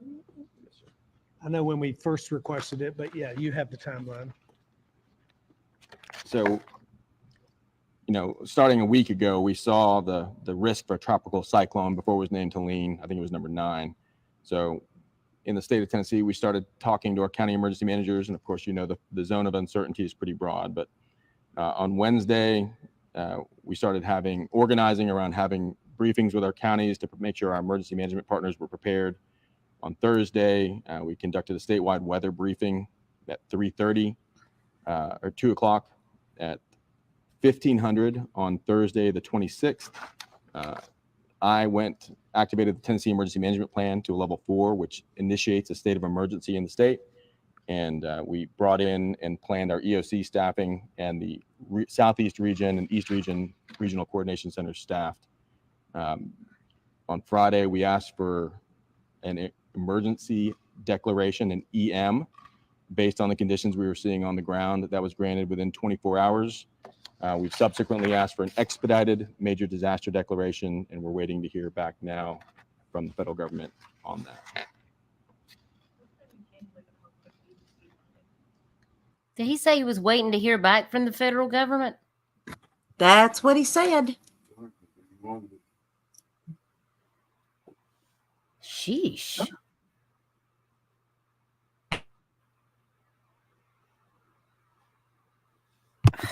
My gosh. And it's already been 5 days.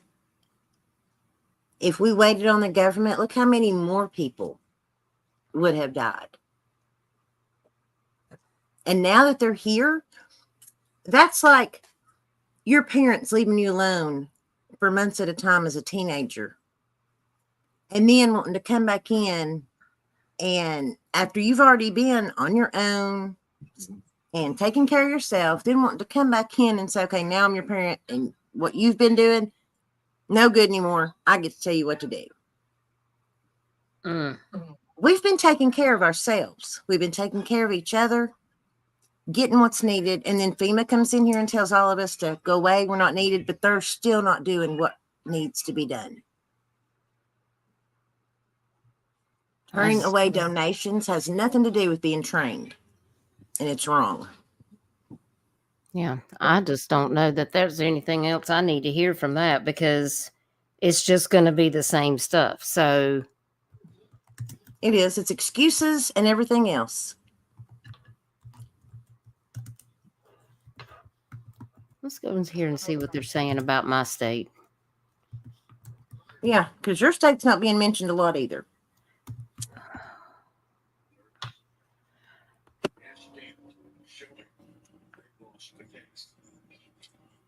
Let's see here.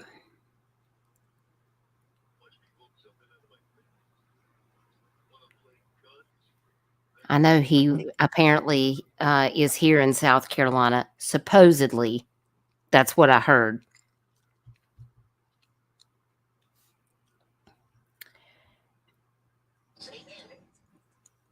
Says that Biden says to Hurricane Helene victims, the nation has your back. Death toll at 181.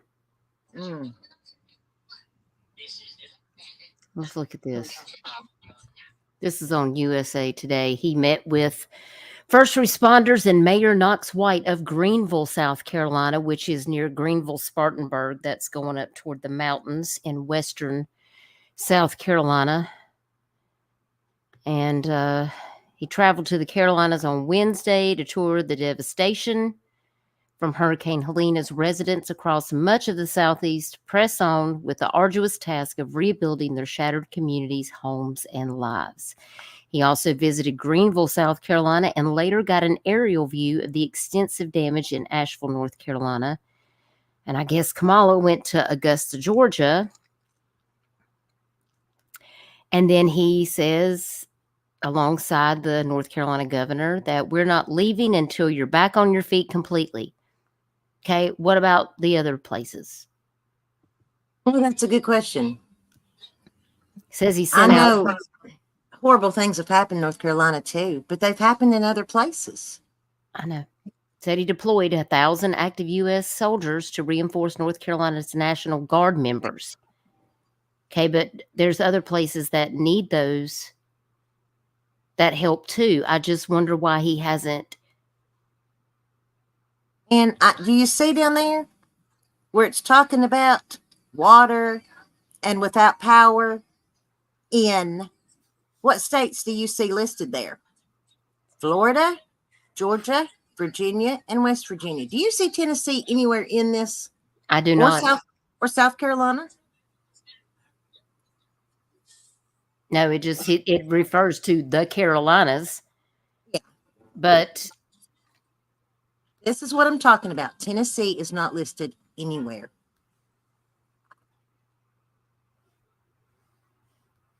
Because we're a red state.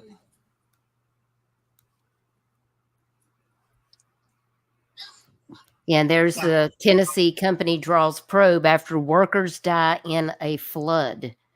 And that is where several workers were swept away. 2 women in the group died. They didn't allow workers to leave the factory, even as warnings were issued, and floodwaters from the Nolichucky River, which is where we always go camping. That's where we go whitewater rafting. They didn't let them leave till the water was, I've heard ankle deep and I've heard knee deep in the parking lot. But notice, this is all about that. There's nothing here about the towns that were wiped away.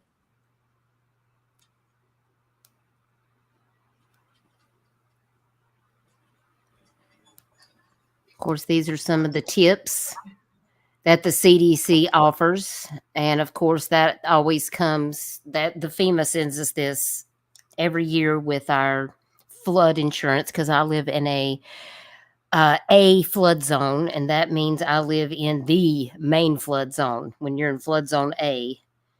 Spivey asked, did the governor of Tennessee declare a state of emergency prior to the storm, Michelle?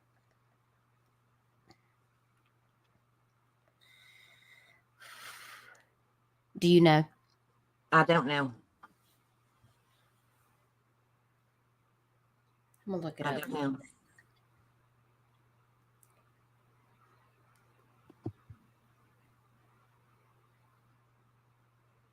Well, most of these places, I wouldn't feel like they thought that was even going to be a thing. No. Like I said, this is not an all-the-time occurrence.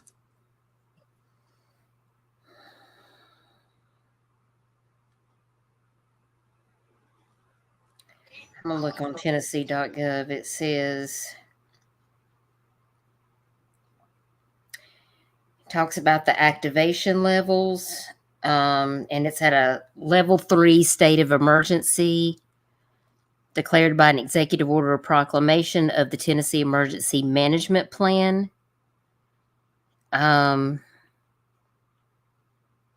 Level 5 is normal. Level 4 is elevated or state of emergency. Level 3 is state of emergency. Level 2 is major disaster. And level 1 is catastrophic disaster. And he's got that you guys are at a level 3 state of emergency. Excuse me. I'm just telling you, this is what it says. Hang on. Let me pull that up on here. Stop it. Towns are wiped out, but we're at a level 3. Okay. No biggie. I mean, I feel like that's, am I wrong? I think that should be a level 1. What did I just read? Okay, hold on. Thank you, Jason. I'm gonna need it. Michelle's gonna have to get off this panel any minute because she's gonna be done with me. She's gonna be like, I'm over it.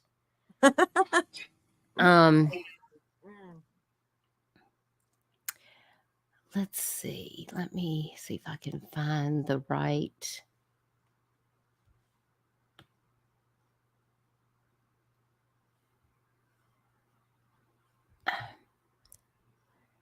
Sorry, it's not giving me what I want. Tennessee.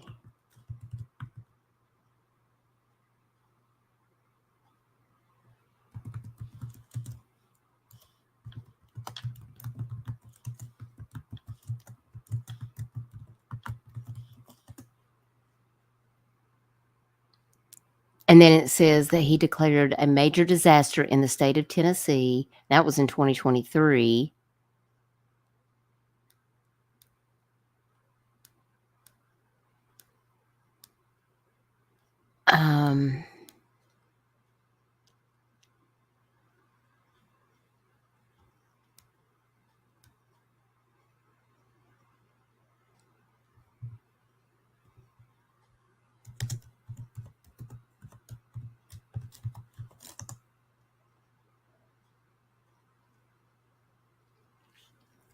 Okay, let me share my screen so you can look at this.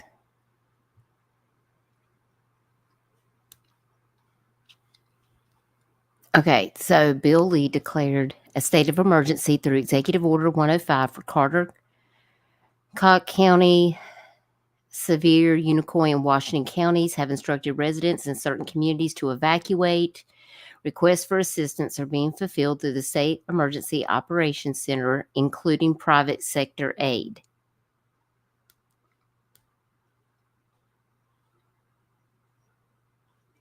Show me those counties again. Johnson County is not listed. I know, isn't that weird? Yes, it is. And parts of Sullivan County have been hit pretty hard. Let's click on this and see what it says. This is flash report number 6. This was on September 29th. Now here it's got FEMA has authorized public assistance Category B emergency protective measures, including direct federal assistance. I'm reading from right here. At 75% federal funding for Carter, Cobb, Greene, Hamblin, Johnson, and Unicoi counties. The water and wastewater infrastructure is impacted. There's the hotline for TBI to coordinate missing persons. Do not self-deploy. I don't think we see what you're reading. Oh, no. Did I not share it? No. Well, dang it. We're going to the moon. Hold on.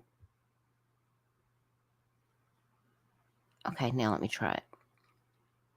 Oh, I think I switched screens. That's why I didn't want to show it to me. Here we go. These are the key highlights from the 29th. Sorry, guys. Sometimes I be mashing buttons and I don't know what's happening.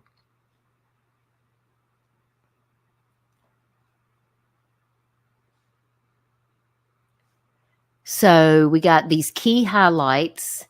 This says impacted counties do not have capability to receive material donations or volunteers that have not been requested by state or local authorities. Do not self-deploy. It hinders life safety operations. The TBI gives its hotline, which is 1-800-TBI-FINE, 824-3463, to coordinate the missing persons in Northeast Tennessee. Water and wastewater infrastructure is impacted across the affected area. And then FEMA has authorized public assistance Category B, emergency protective measures, including direct federal assistance at 75% federal funding for Carter, Cobb, Greene, Hamblin, Johnson, and Unicoi. And what's this 75% thing? I don't know. I don't know.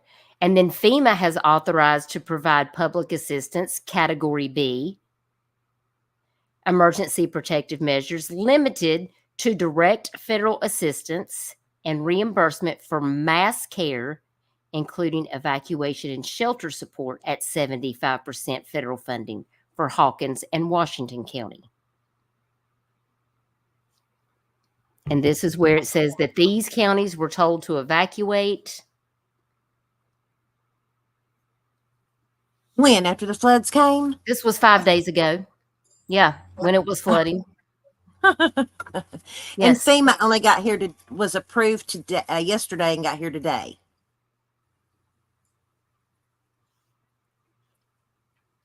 5 days later.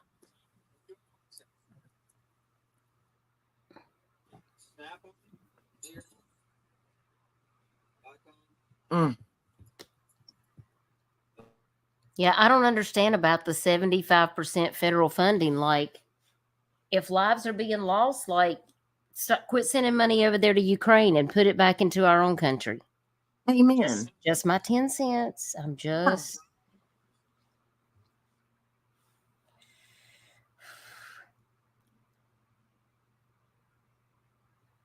But FEMA is federal. So this is only what they're authorizing, because the governor can't authorize what FEMA does.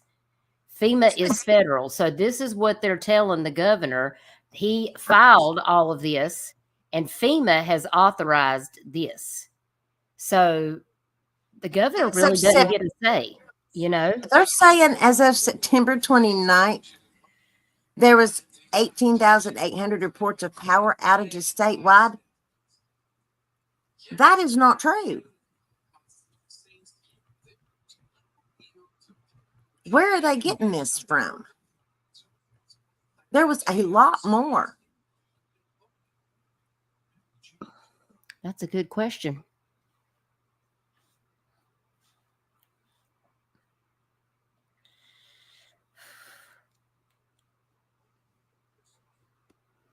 These are the wastewater treatment plants that have been impacted: Cott County and Newport, Hamlin County, Johnson County, Unicoi. 6 counties have reported water utilities with operational issues, and 4 counties have boil water advisories. If they don't have water, what makes you think they have a phone? I mean, I'm just asking. Yeah. And report any issues. If you can't use a phone, how are you going to report this stuff if you have no internet? There's the sheltering locations, traffic welfare, searches and other law enforcement responsibilities with reunification. And this one still says North Carolina has closed I-40 west of Asheville at the state line. You see that? Right there. I-40 west of Asheville at the state line, because on the east side, I-40 is open now. According to my brother-in-law's fire department team that's been deployed, it is open east and westbound in North Carolina. Yeah, South Carolina's got a lot of damage running, Bear. We have the most power outages of all the states that's been affected. Yeah. We still have 460,000 people without power.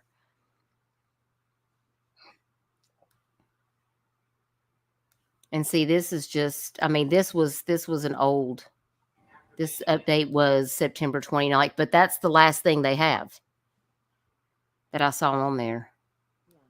I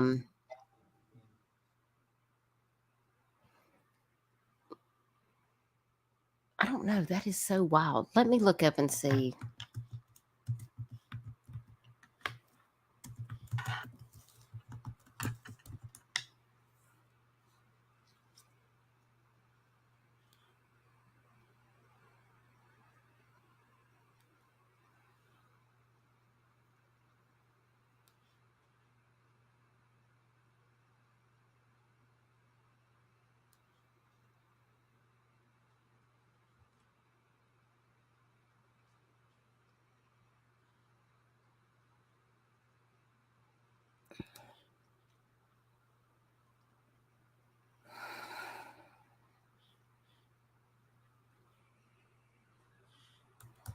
Don't give me what I want.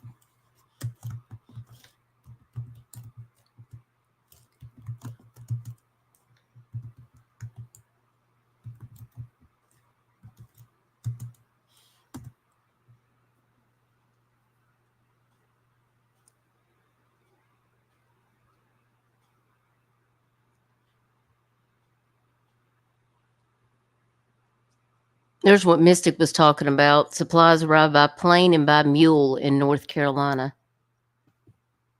Yeah, that's amazing. Yeah, so we declared our state of emergency 7 days ago. Yeah. But then again, we have to do that all the time. Well, yeah.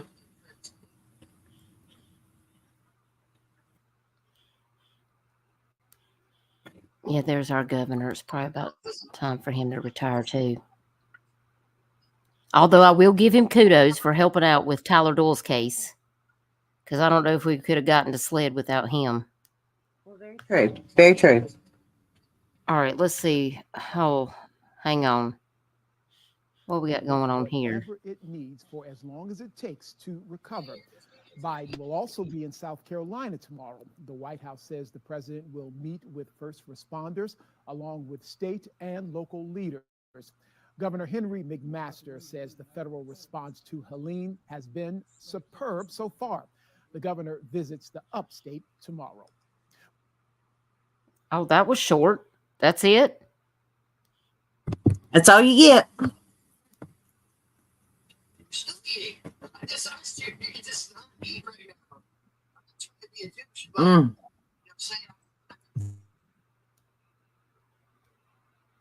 Okay, well, that doesn't tell me a whole lot.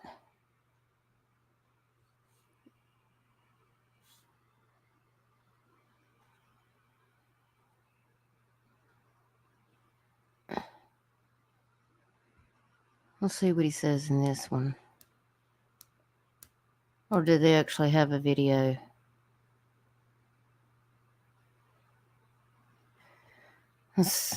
Surely they have a video on this, right?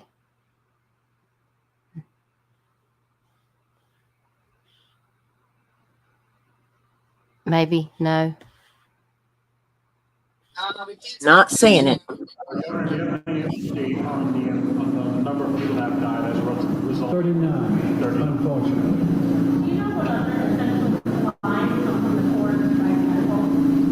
All kind of things come from the port. It's been estimated that 1 out of 10 people in our state are affected directly by the functioning of the port. And Senator Graham mentioned it's estimated that this strike will cost us about $200 million a day. But any business that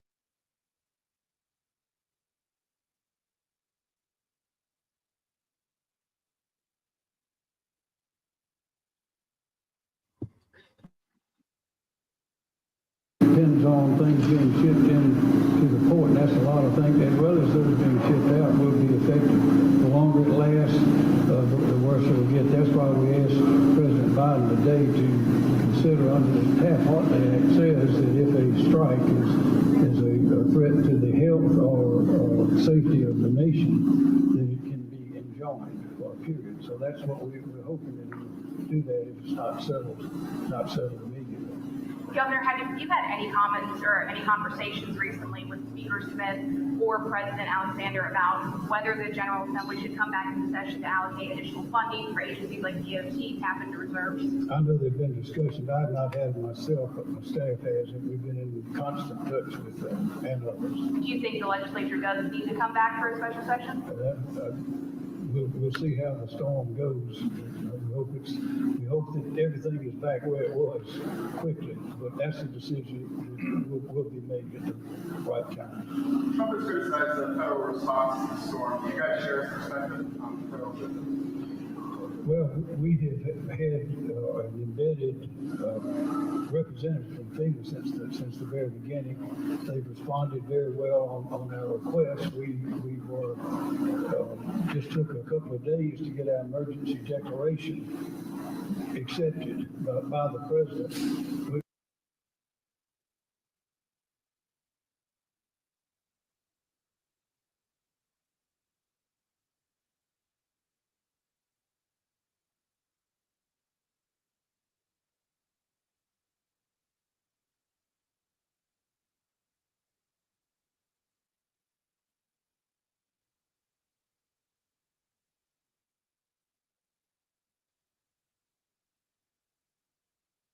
Why is there a delay in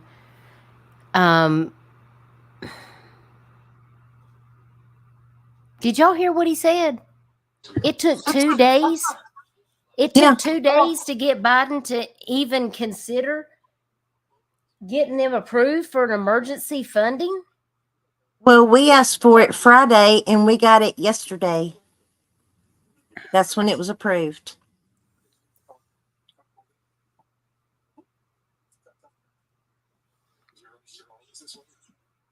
My gosh, I cannot with these people.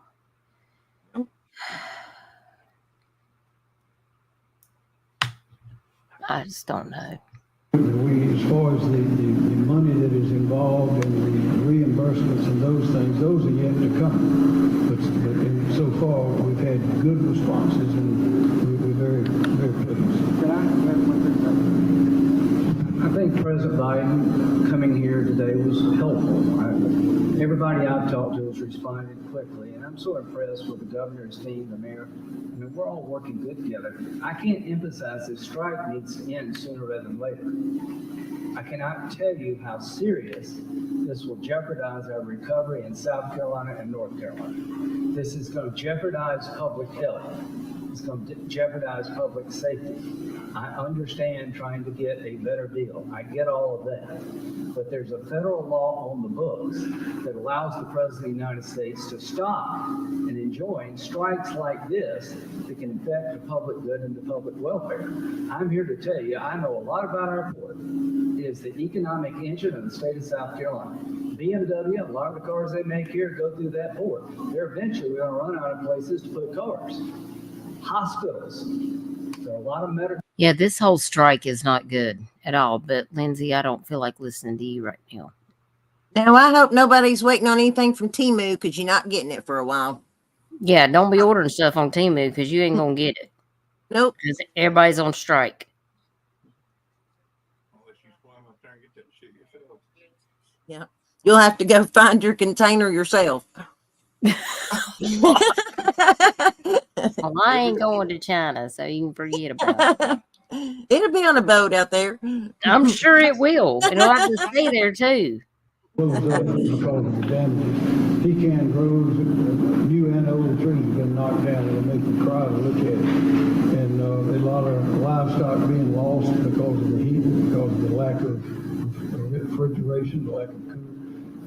We got a lot of problems that would help. But we're getting, as I mentioned, we're getting help from other states, from the federal government. But the main help that we're getting is from the people of South Carolina. And it's really a very comforting and heartwarming thing to see the way people are coming forward to help their neighbors and help their communities. Amen to that, sir. Amen to that. The locals that are coming to help. There's really not much else you can say about that because that tells me all I need to know. He couldn't even get his emergency fund. Yeah. Approved. And he says that they've got all this help going on. I just look, Running Bear says the Red Cross is a scam. I saw it firsthand. We had a flood. They didn't do anything. Running Bear, I've had a lot of people telling me stuff. We talked about that earlier in this live stream. Horror stories about what's happening in Tennessee. Yeah. So, hey, I saw that Morgan Wallen donated money. To help. He donated $500,000 on top of the $170,000 he had already donated to his hometown for a park that they're rebuilding, and he's looking into more ways to help. I think Kenny is incredible. Just a shout out, Kenny Chesney is also from Tennessee. He's from Tazewell. I've not heard him donate a dime. Kenny Chesney, where's your ass at? Where you at, boy? And Dolly Parton, where you at? No fucking shit. Yeah. Sorry, no. Wait a minute. What did Screwball say? You don't want to know. He said sorry. I mean, Morgan Wallen. For a long time. Morgan Wallen is getting it done. He's donating. He's trying to help. And the other famous people from our state, not hearing a word from them. Yeah, ain't that something?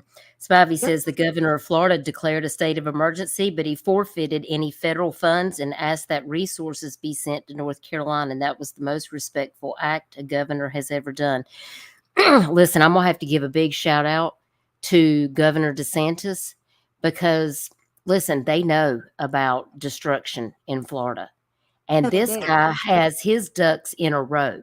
He had power trucks waiting.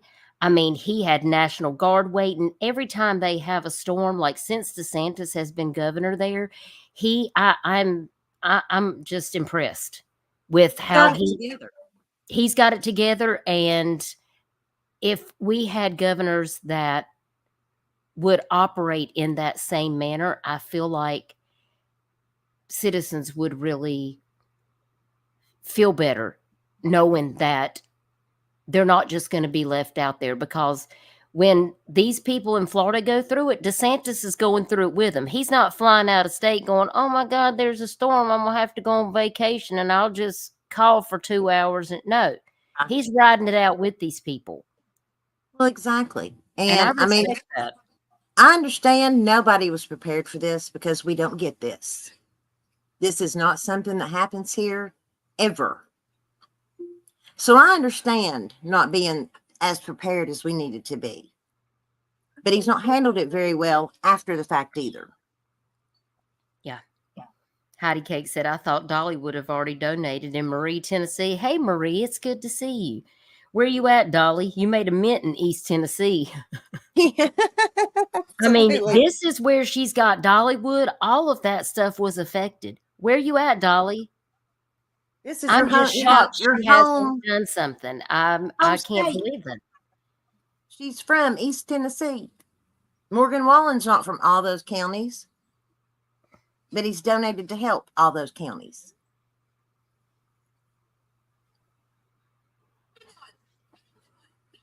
Yeah, Dolly did. She helped with the fires, in Sevierville. Is she only going to help with her hometown county? She's not going to help the rest of her state? That's a good question. We calling you out, Dolly.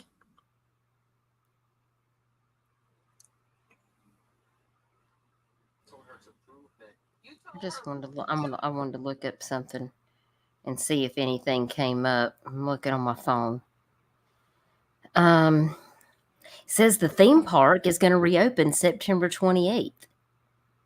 I don't know how in the world. How were they going to just reopen after that? Well, they had a lot of flooding, but undoubtedly it went away.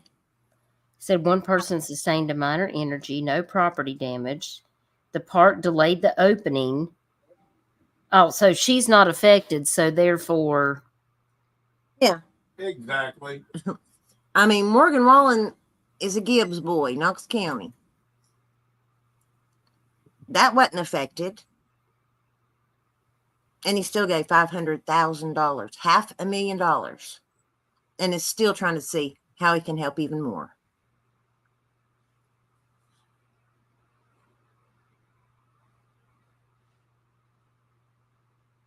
Well, shout out to Morgan Wallen.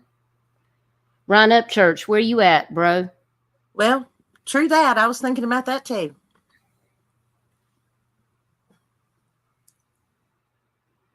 Usually Ryan Upchurch, I mean, he seems like he's a pretty giving guy. I'm surprised he didn't. I mean, I know they just had that baby, but come on now. Dolly only gets a 7-figure paycheck every quarter. Yeah. Oh, is that all? That's all. That's from Dollywood. She don't own Dollywood. Yeah, she doesn't own Dollywood anymore. She just gets that for letting them use their name. Yep. I know too many people own. Same with Dolly's Stampede. Yeah, we have one of those down here in Myrtle Beach. Yeah. She just gets royalties off of it for using her name. Well, some of these people, I'm disappointed. But Morgan Wallen, like, I'm proud of you, boy. Because, we do what we can. And $500,000, that ain't nothing to just, flitter your eyes at. No, it's not. That will go a long way to help. So, out of our hometown boy. He's gotten himself into some trouble, but yes, he has. Like the time he threw the chair off the side of the thing, and then they put the little sign up there: "Don't be a Morgan Wallen." And I mean, if you're going to throw a chair off the top of a bar, kind of look down, see if there's any cops down there first. Yeah, don't be throwing it on the cops, y'all. If you're going to try to make a scene, try not to involve the cops when you're throwing it out the window. I mean, because that's a surefire way to get arrested. Absolutely. Wait a minute. Honey Elder says, I've been craving a Myrtle Beach lemon thirst quencher. They were the best.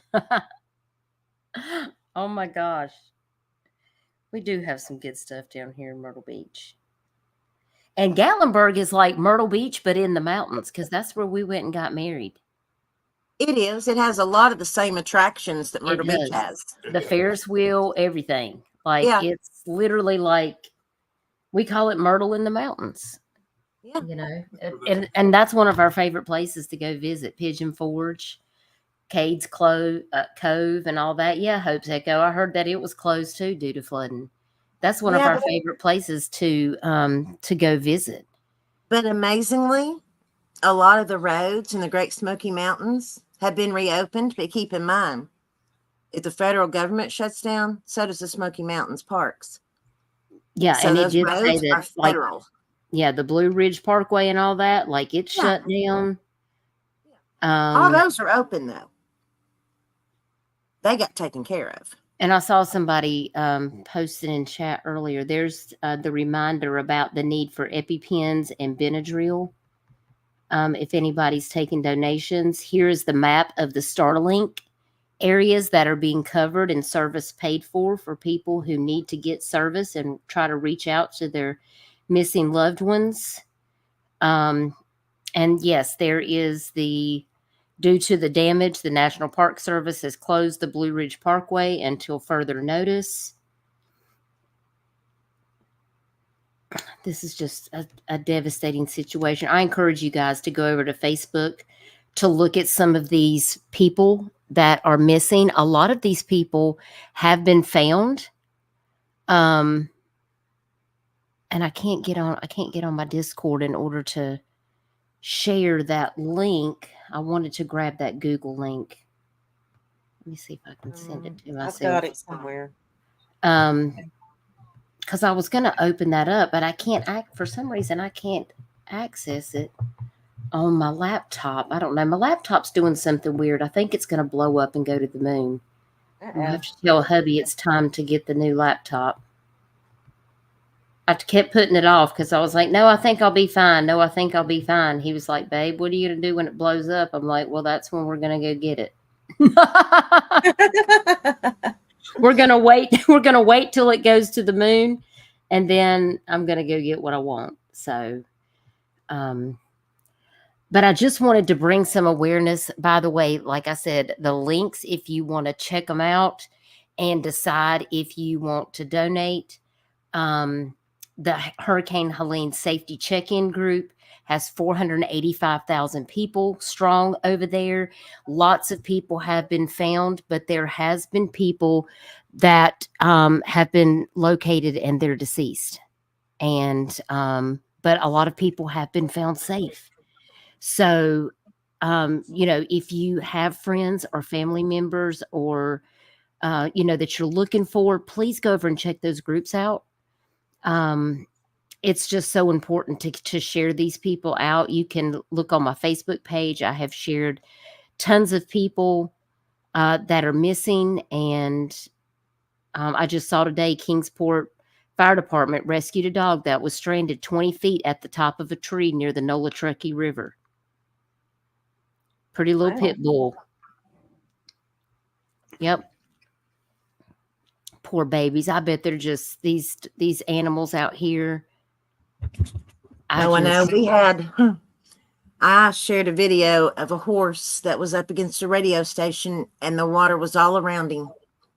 And bless his heart, he had nowhere to go. And then that building was underwater and they lost the horse. There's been so many animals that have perished. And it's people's animals. They love them.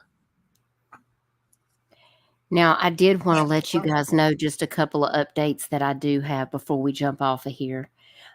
This is Katie Stokes. She's one of the first people that I shared that was missing. And she was actually located today. She was actually located. She's been found and she is safe. So I wanted to let you guys know that.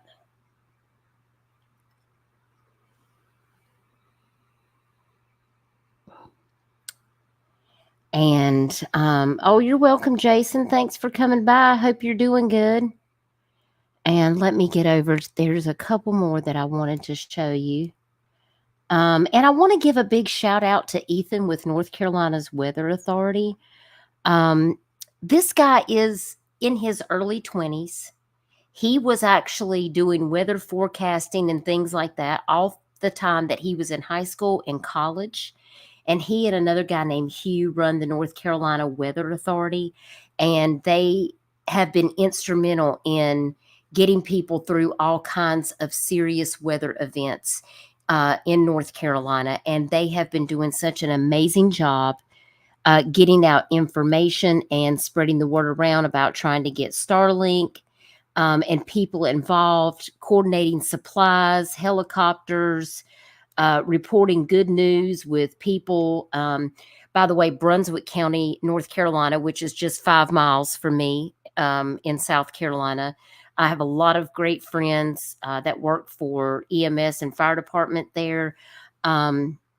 Brunswick County took, I think it was 3 tractor and trailers of supplies to Western North Carolina that the sheriff's office and some of the other places had gathered together. They had all of these donation drop-off sites, and I thought that it was just very amazing that all of these people came together to take all of this up to the western part of the state, and people are just doing what they can. It's just been sad to see the devastation. And like I said, 89 people have now lost their lives in North Carolina as of 8 hours ago. But I'm sure that number is going to continue to rise, unfortunately. Water recedes. Unfortunately, all these missing people, not all's going to have a happy ending like that young lady. I know Trevor was out delivering supplies and stuff today. He had a place set up where he was going to be taking water and stuff like that. And his wallet was stolen. I saw that. Yes. But someone found it and he is picking it up tomorrow morning. So Trevor, if you're out there listening, I just wanted to say thank you for all that you're doing to bring people food and water and to try to help out in Tennessee any way that you can. You are very, very appreciated. Trevor was going to come on and talk to us about some of the things that he's seeing out there in these communities in East Tennessee, but I'm sure he may still be, he may have actually gone to bed because he's been out there all day, y'all, every day doing something. Yes. Yes, So I just want to thank him for all that he's doing. And if there's things that you can't do, if you're a praying person, that really matters. Think about our communities that are in need. We just do what we can. Not everybody can afford to donate supplies or give money because money is tight. But I know people that are given things and they don't have it to give, but they have such a good heart. And I don't want them to be giving their money away to somebody who's not even going to get the supplies and things that this community needs. So I invite you to go look at the links in the description of this video. If you're not sure about donating, if that's what you want to do, make sure you call and ask the questions that you feel like you need to do before you make a decision to donate. And if you can donate and bring water and supplies to somewhere in your state that's going to be traveling to take those to locals in areas that are in need, we appreciate you. And I know that these people really appreciate you and appreciate you sharing out their loved ones because there's so many people that are still worried. I'm still waiting to hear back from a couple of friends that I went to college with out in Western South Carolina. And I haven't heard back from them yet. So I'm waiting to hear from their family. I'm hoping that it's just because they are in an area that's not been accessible yet. And maybe they're going to get some helicopters and things going on in there so they can get the help that they need. So please continue to share out the information and pray for these families. Send up positive vibes, whatever it is that you do. I just hope that all of these states will have the attention brought to them that they need, because it's not just Western North Carolina. There's people in Virginia that have lost their homes, and people that are missing, people who have been devastated by this flood in Western Virginia, East Tennessee, Western South Carolina. A large portion of Georgia has been affected. And I have a lot of subscribers in my, to my channels that follow me on social media from the East Coast, because that's a lot of cases that I cover and share missing flyers out of. I cover the Carolinas because I'm a Carolina girl. I'm from the Carolinas. That's going to be the first place that I always cover. But if you have a case that you want me to share, please just reach out. My email's here at the bottom, or you can hit me up on Facebook Messenger, send it to me, and I'll be sure to share it. I'm going to have a missing flyer live soon. Also, I'm going to be doing a live stream. Chico and I are going to be working on it so we can bring some attention to missing people in Tennessee. And hopefully that will be this weekend. Because I have a lot of subscribers in Tennessee, and we have a lot of missing people in Tennessee. So I want to kind of give a shout out to my people in Tennessee to let you know that we're going to be having a live stream on this weekend, Chico and I. And I want to give a shout out to Amethyst for making a couple of videos with some missing flyers for Tennessee on there. We're going to be featuring that. And I'm going to be sharing some other cases from Memphis and all around Tennessee for kids and adults that are still missing in Tennessee.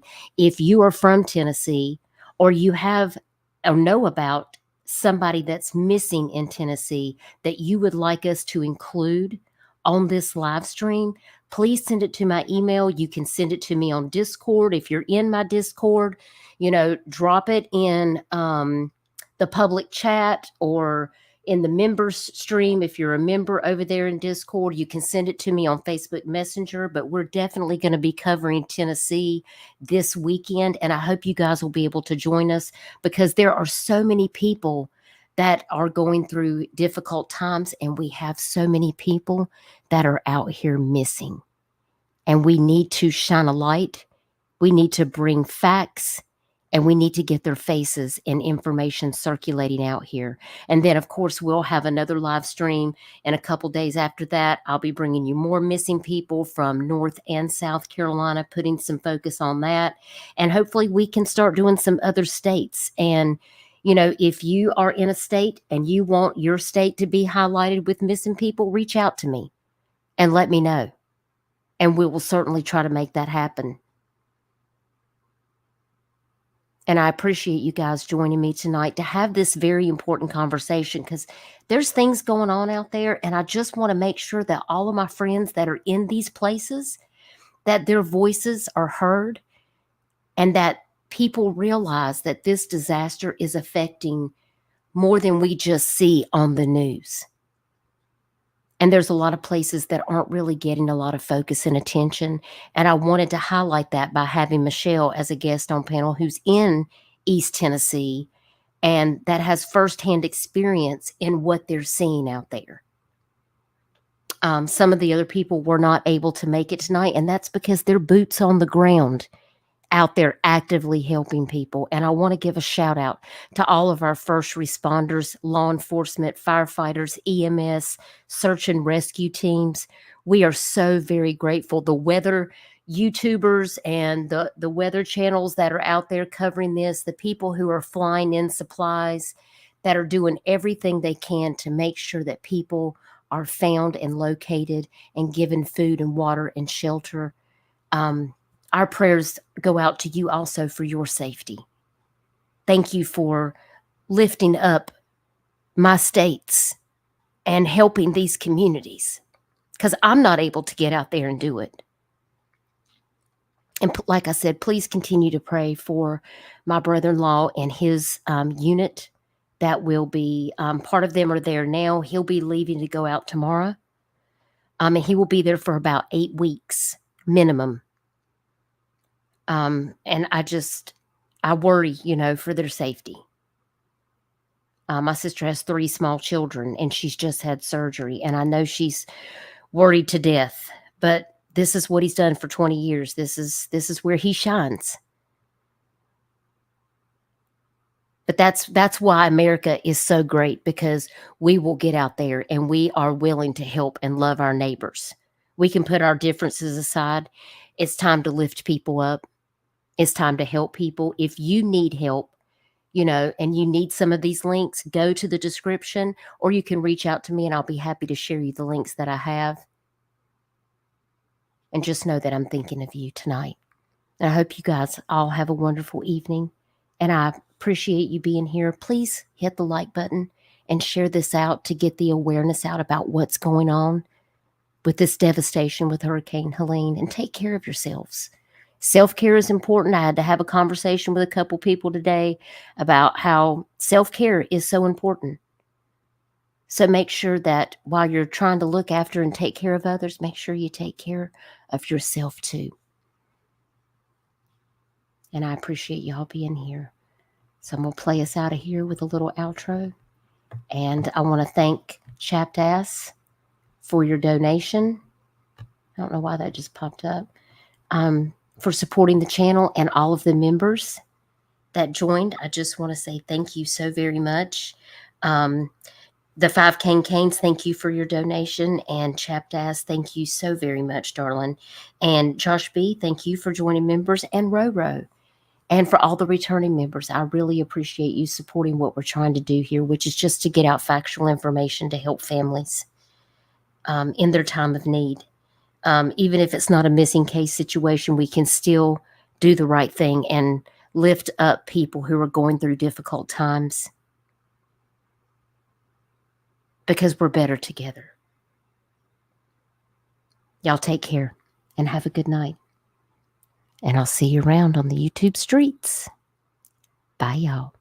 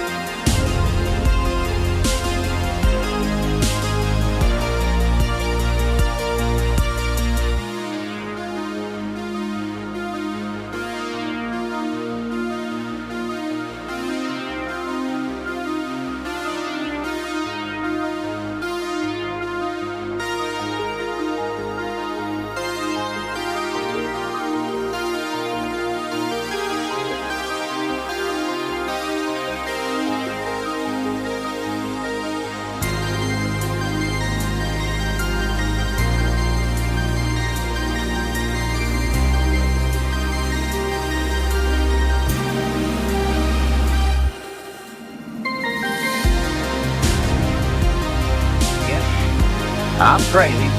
Yes, I cuss a lot. But yes, I'm as real as you get.